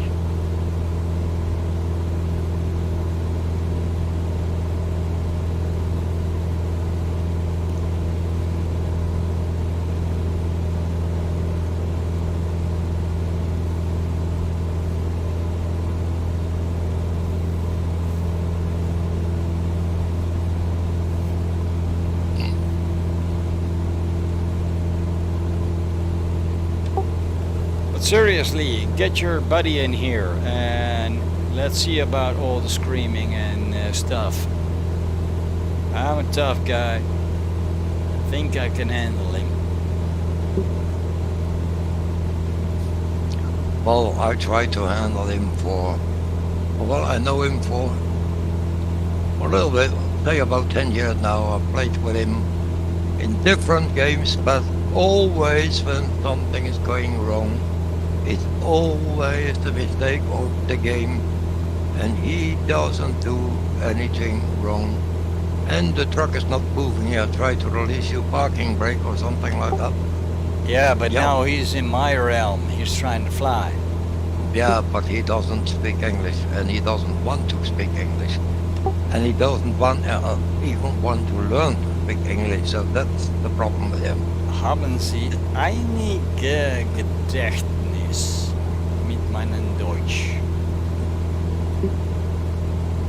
Well, I can speak German and read and write it as well, so I speak with him German all the time, because he's from Germany. Before he lived in Duisburg, now he lives in Rendsberg. And well, first he drove with us with a Euro truck, and then I have had to learn him a lot. Now he's finally there that he can do something himself. Then we played Farming Simulator, but always the game what makes the mistakes, never he does it. And and then I'll give you an example. You're driving in a road truck, you're enjoying the road, you have a little bit music on, and then you are relaxed, and then in a moment of, then it's out, damn this and damn that and shit and fuck and all that kind of stuff, but very loud because he's yelling in his mic. And then when you're... That is light work for me because I am the same type of motherfucker. Well, I said, no, but if you are nice and relaxed and... It is easy. I'm going to tell him to either shut up or I'm going to mute him. And I'm going to teach him how stuff actually works, and that is the difference. It's my own TeamSpeak what I have, so it belongs to me. I'm the boss, I can do anything what I want. When he starts shouting, most of the time I just shove him from, it has different rooms, and if he's in another room and shouting I can't hear him, so then I push him in another room. I can do that. He can't do that with me because I'm the boss, so. But if he's too loud... Yeah, it works the same on Discord, but yeah. If he starts shouting at me, or at his aircraft, yeah, it basically means he needs more teaching. Correct? Yep. So if he needs more teaching, come on over. Papa Bram can teach you a thing or two. Grandpa Hoover, that's all.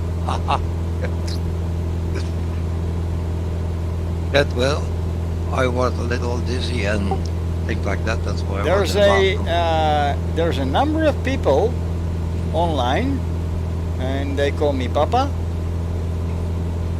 because even though my age, people above my age and people below my age, they call me Papa because I can actually teach.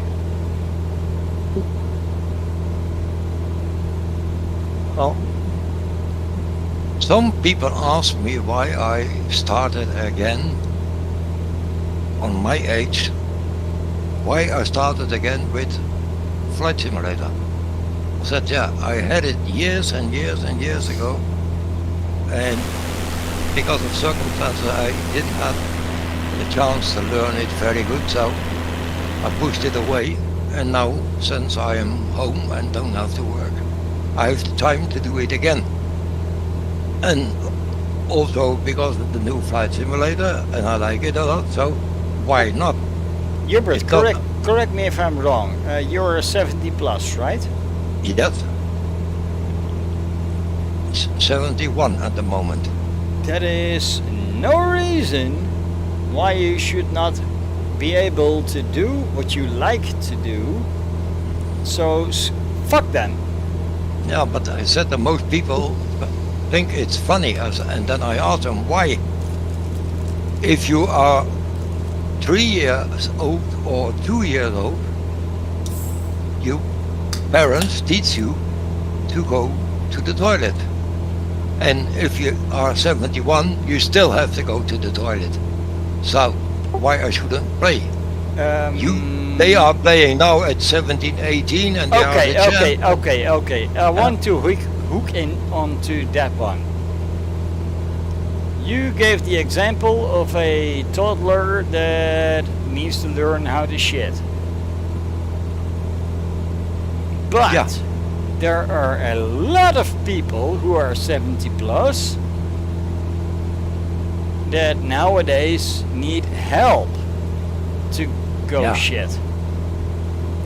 You are not one of those people, so that means you can fly.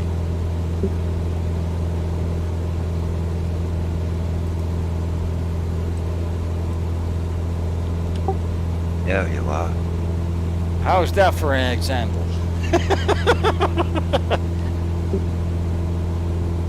I can see you where you are, and I even see your light and your beacon light.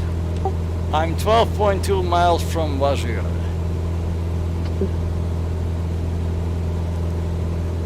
Or point.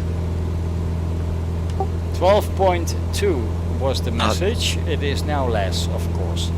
For me it's 13.1, so I'm not so far behind you. No, it's only 1 mile, give or take. But just be glad you're not one of those 70-year-olds who need diapers and help to go to the toilet and everything, because you're still here. You can still do whatever the fuck you want. You get it? Yeah.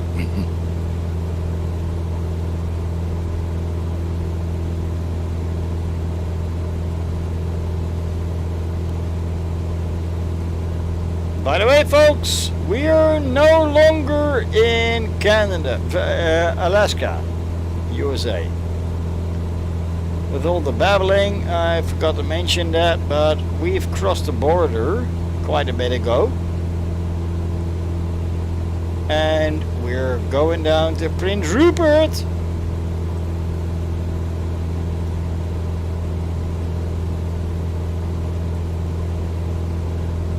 Let's see. 9.5 miles to go to Wazure. Meaning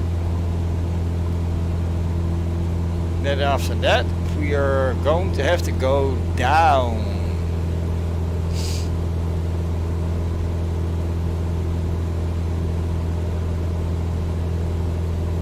Let's check. We got the ice line on. There's no more mountains in our way.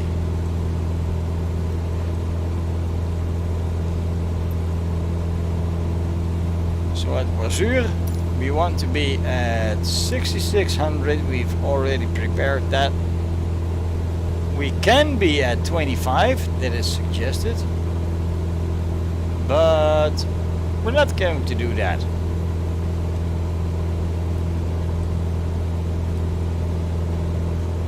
Woo! And outside that is cold as heck.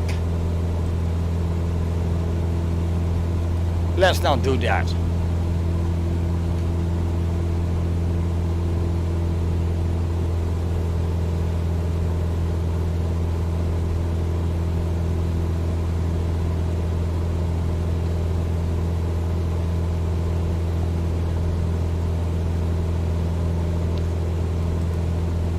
What we are going to do is rev down slowly.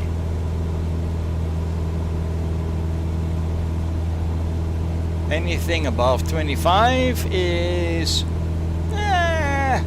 not very good for the engine.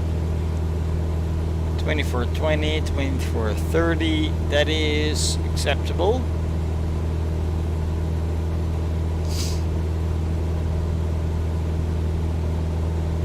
And let's keep that while we're descending. Now! 6 miles from Wazure.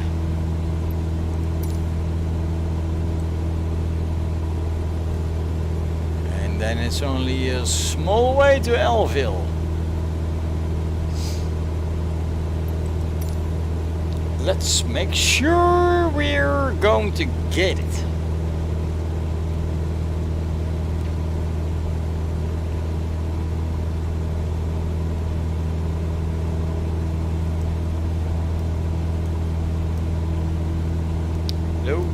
Hello?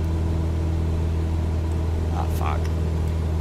Mouse not responding. Probably battery failure. That is all we need in this flight.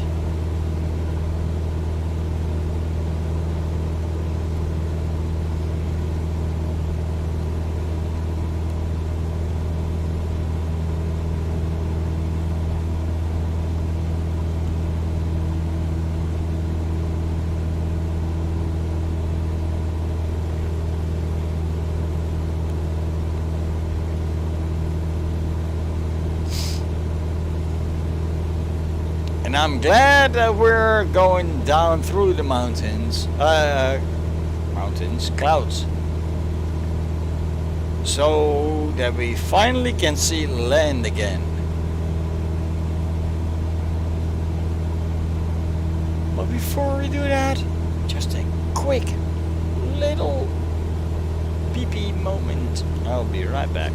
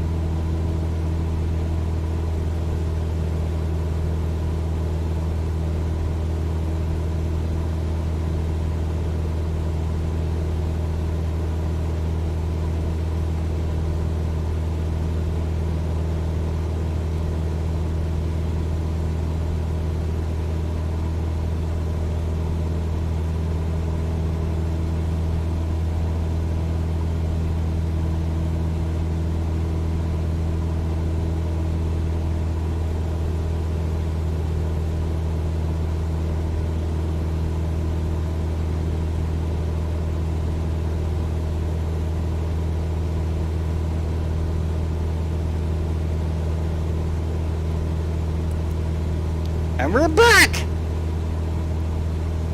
Let's see what we're doing. Okay, we're past Wazur. Vertical speed, down, down, down, down, down. Let's adjust with the throttle to prevent over revving.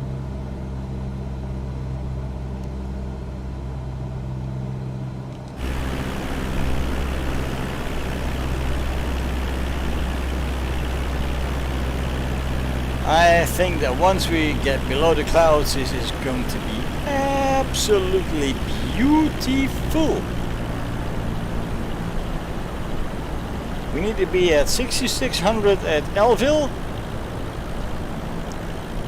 After that, 2500 at Charlie Foxtrot 13. So we got a lot of altitude to lose in not a lot of time. Let's idle the throttle, make sure we get there.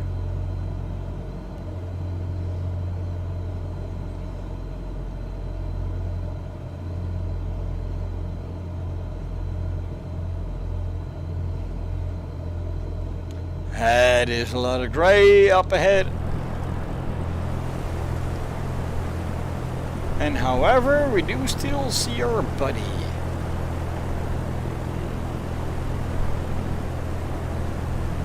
And by the looks of it, yeah, he is also descending. He took the notes.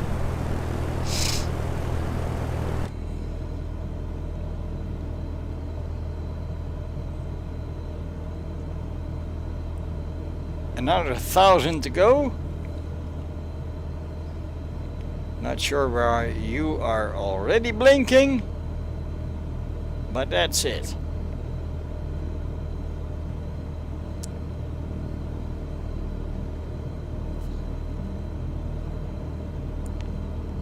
And I did not make any announcements. That is correct. But then again, there's nobody in the area to announce to.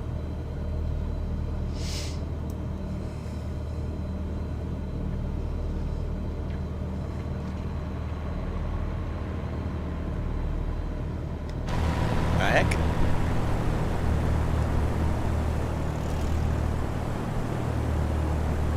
Seems there's a few others flying with us.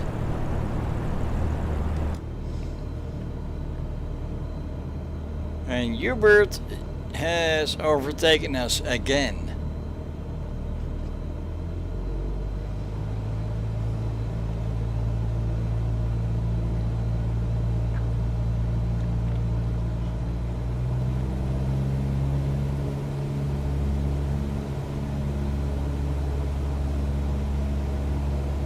Seems like Hubert is constantly flying full throttle, but yeah, who can prove it?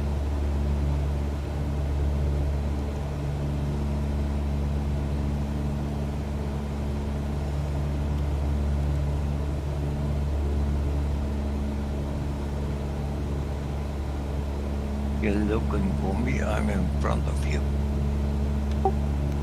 I just heard you and then I saw you.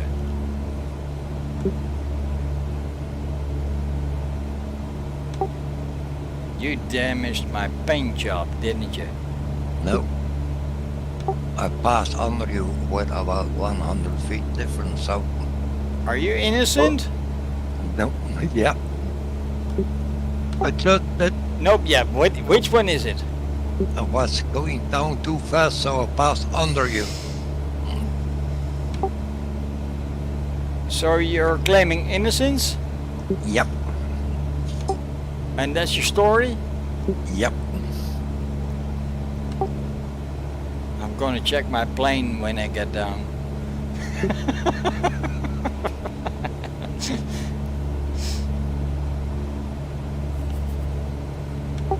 Anywho, so that's was up. Now after Elville we're going down to 2500. Let's prepare the aircraft. 2500. So.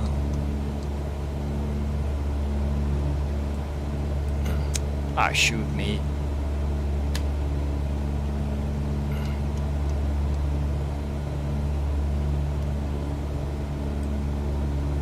What vertical speed do you use when you're going down? That depends how much time I have. And after Elville there is no time, so minus 800 and throttle idle.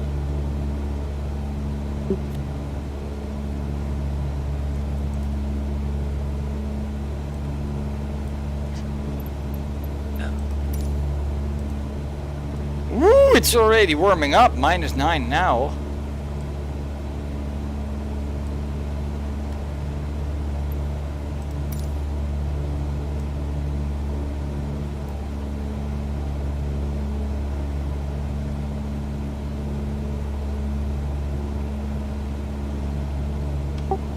You know what, because there's such a short time, I'm already going down minus 3.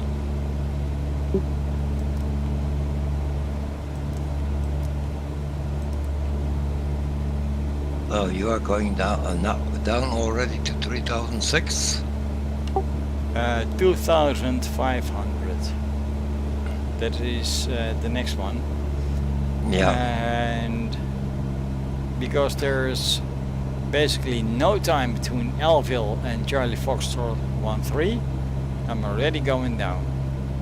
No, I'm going down at this moment to 3600. Where'd you get that number from? Yeah, 6006 minus 3 is 3000. No. The minus 3 is minus 300 feet per minute on the vertical speed.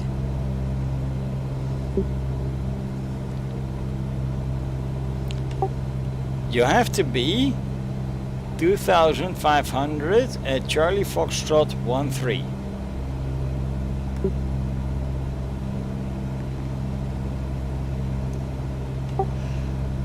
Just there is almost almost no time to do it.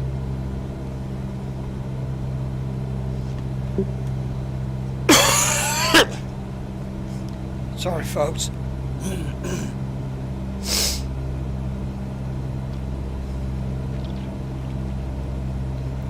Bit of sniffles. I'll be back. Check 1, 2, 3.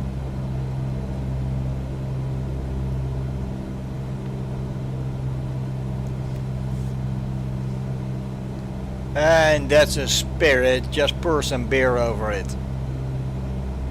We're back! Ha!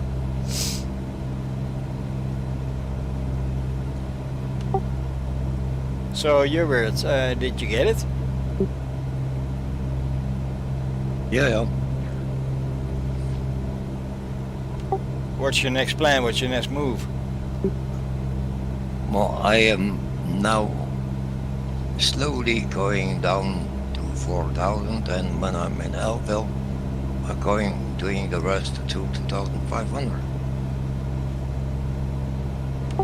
I only have 3,6 nautical, 3,5 nautical miles to Elville, so. I've got 5.6 and I'm currently descending, obviously. We're doing minus 300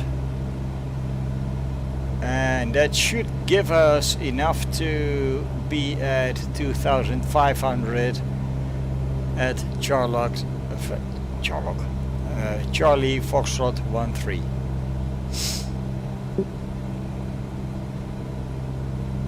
Actually, let's do a few more. Surprise the old geezer.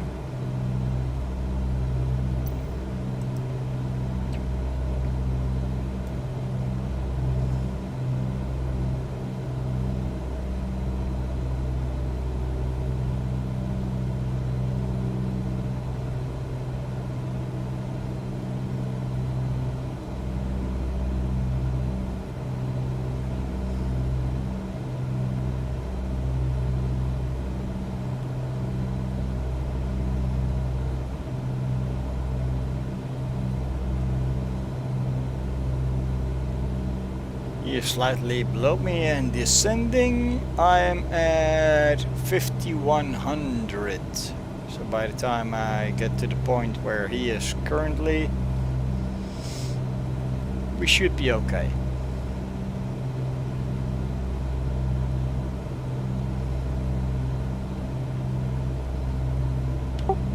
If you smash into that mountain, you gotta refly the entire leg.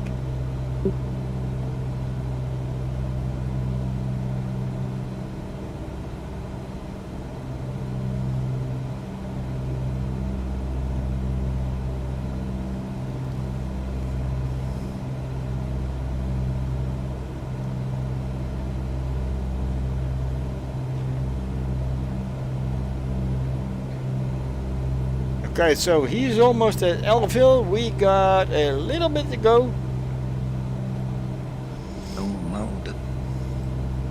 Yeah, well, past one of my. 2 miles to Elville. I think because it's turning now. I'm in Elville, so it's turning to the right. Yeah, I'm 2 miles behind you. So.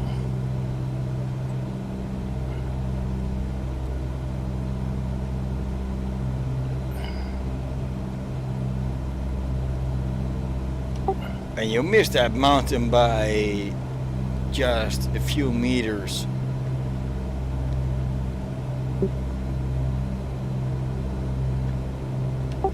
There's a mountain hiding in the clouds.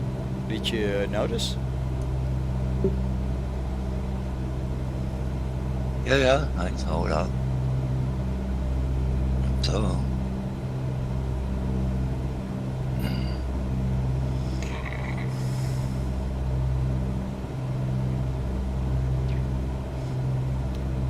we are also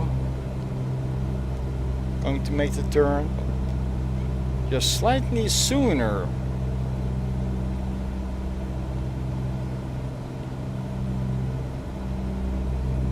And basically still going down to 2,500. We are below 5,000 feet, so let's give the engine a little bit more oomph.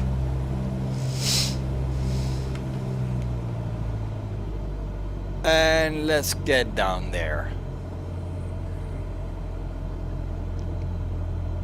Let's make a break out of this whole aircraft.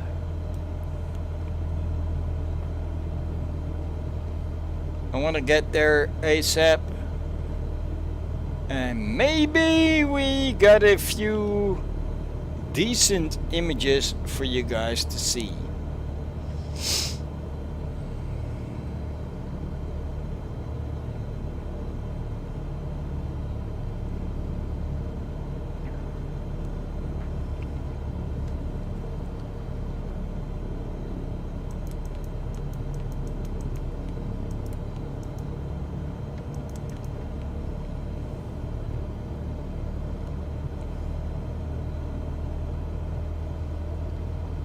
Actually, I hope so, because Canada is beautiful.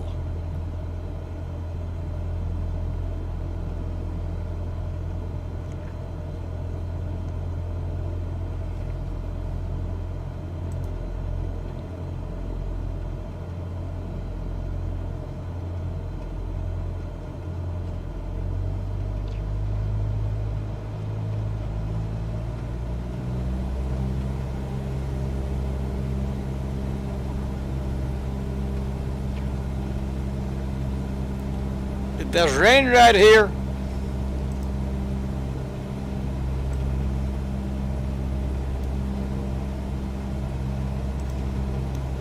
So 3.3 miles to Charlie Foxtrot 13. After that tugwheel and runway 13.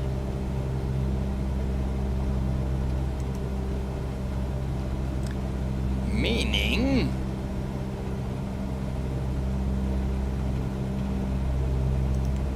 we are going to give this a chance.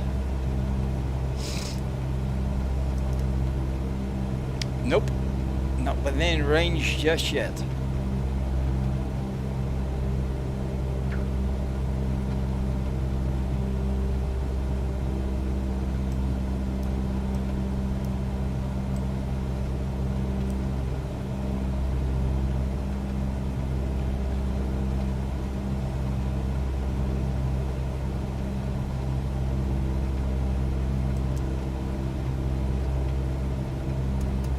Back course not working.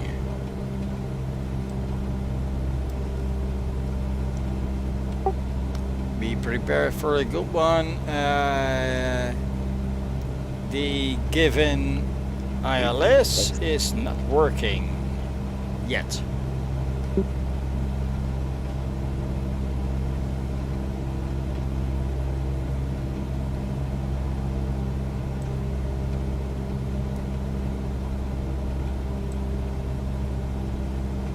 Hopefully it'll work after tugwheel.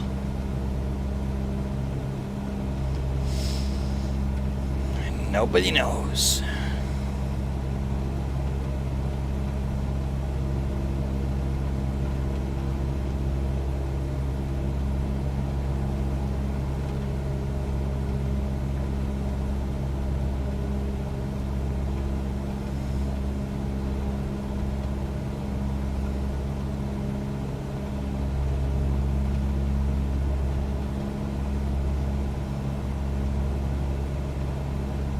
There's a lot of rain up ahead.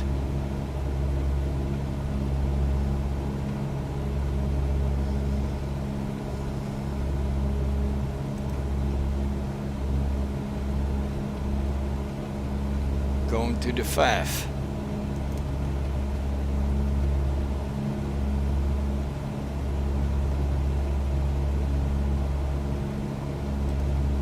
And now suddenly the localizer works. Please, Lord, just for one day, let it work.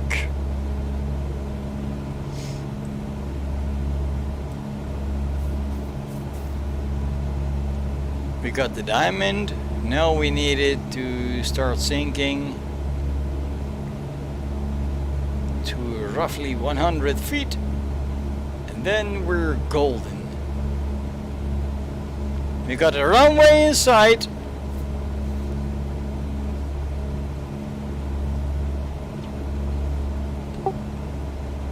You may be a touch high, Hubert. I'm at 2005. Runway is 3 up. Yeah, you may wanna slow down and go down.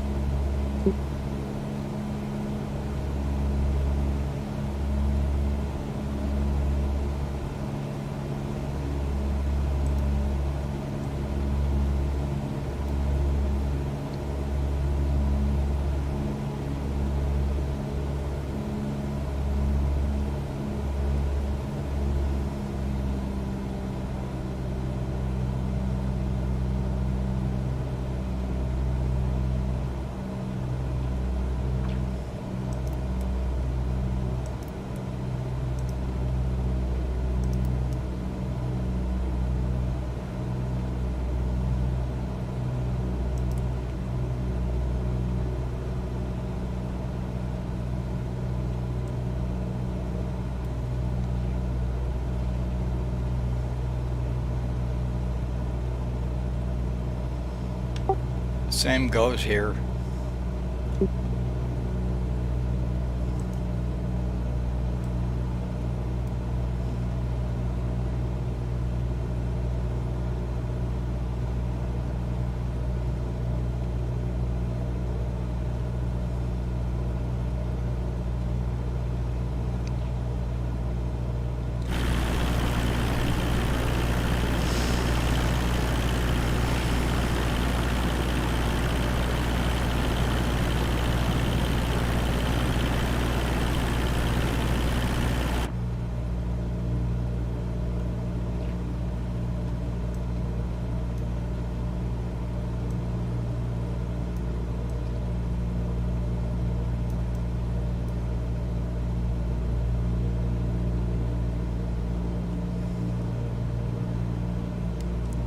Fuck it, I'm going to hand fly him in. Go down. We're already lined up. No problems right there.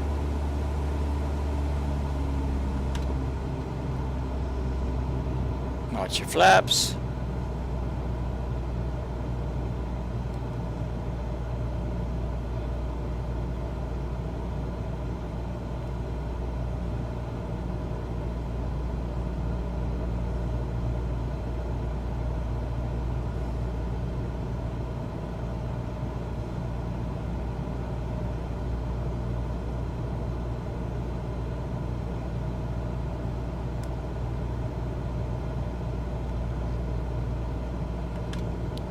Another notch of flaps. Don't want them to shear off. 500. There we go. Atta girl. Final notch of flaps.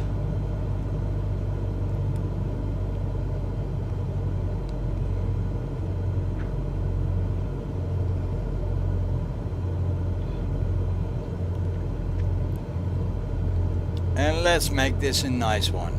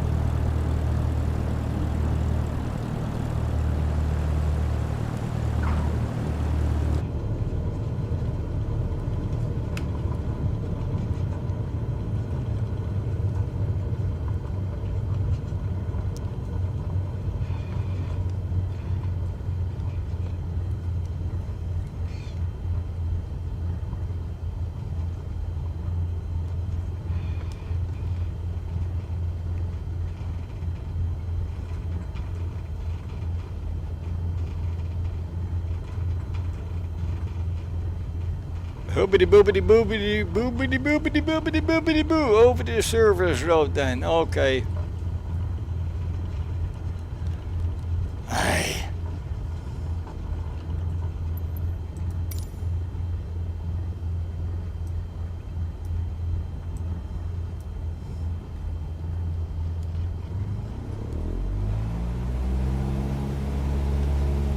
Let's get the dust of this road.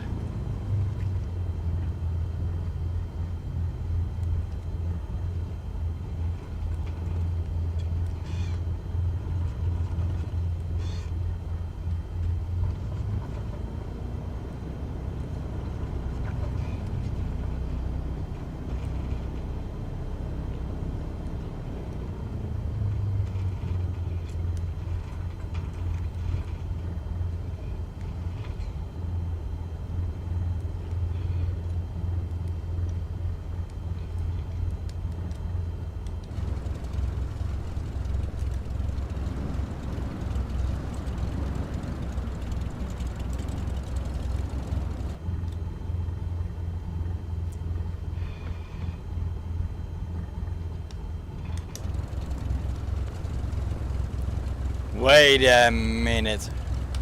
Have you been flying a turboprop all this time?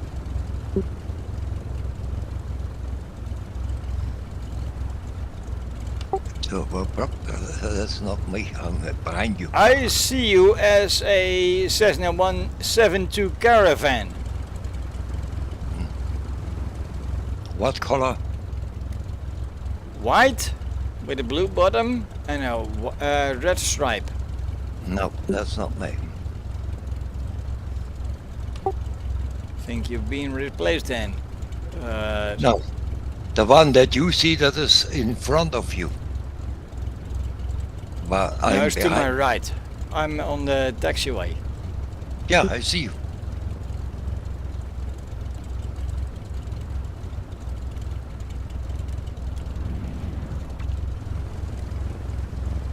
To your right, We you are see. too close together again. I can't see you. Well,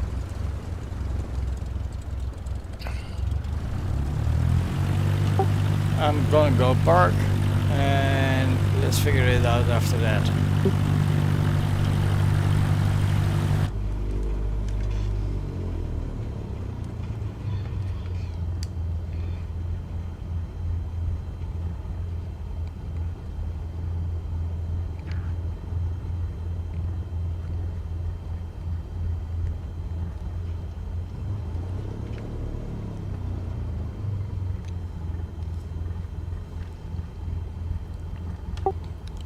Okay, marshalers told me to stop, so I'm going to stop here.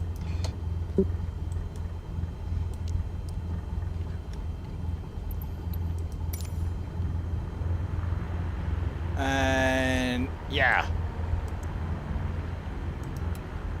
let's switch off stuff.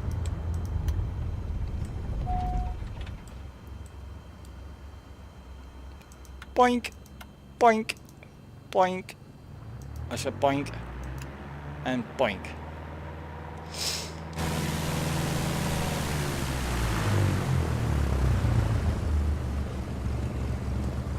Yeah, he is too close.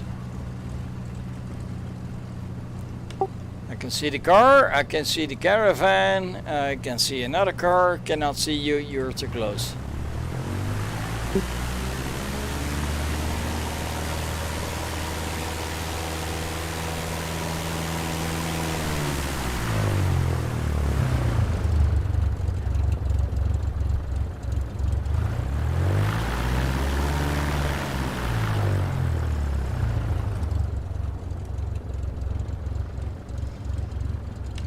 In theory, you're next to me according to the sound, but not sure.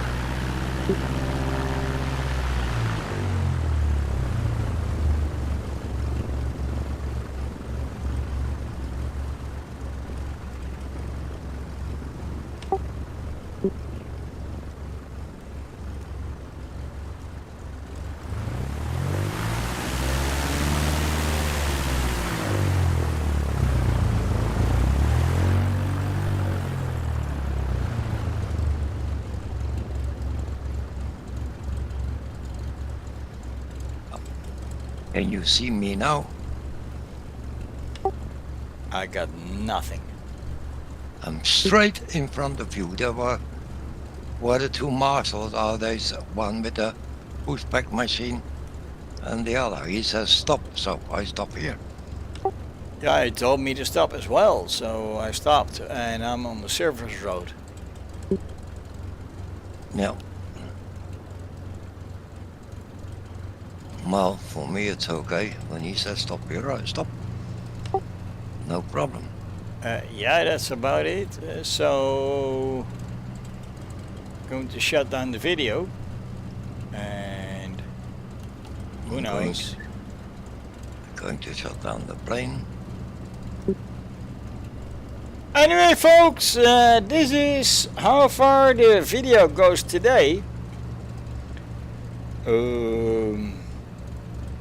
Yeah, we both have no idea how this went so bad. We've all seen the ILS starting to happen. We all had to land by hand, and we are now both in the arms of marshalers that make a stop on service roads and stuff like that. So, yeah. Welcome to Canada. Apparently they don't know a whole lot, but at least they're friendly. Let's go there again next time. I'm going to say have y'all a great Sunday, and we'll catch you next time.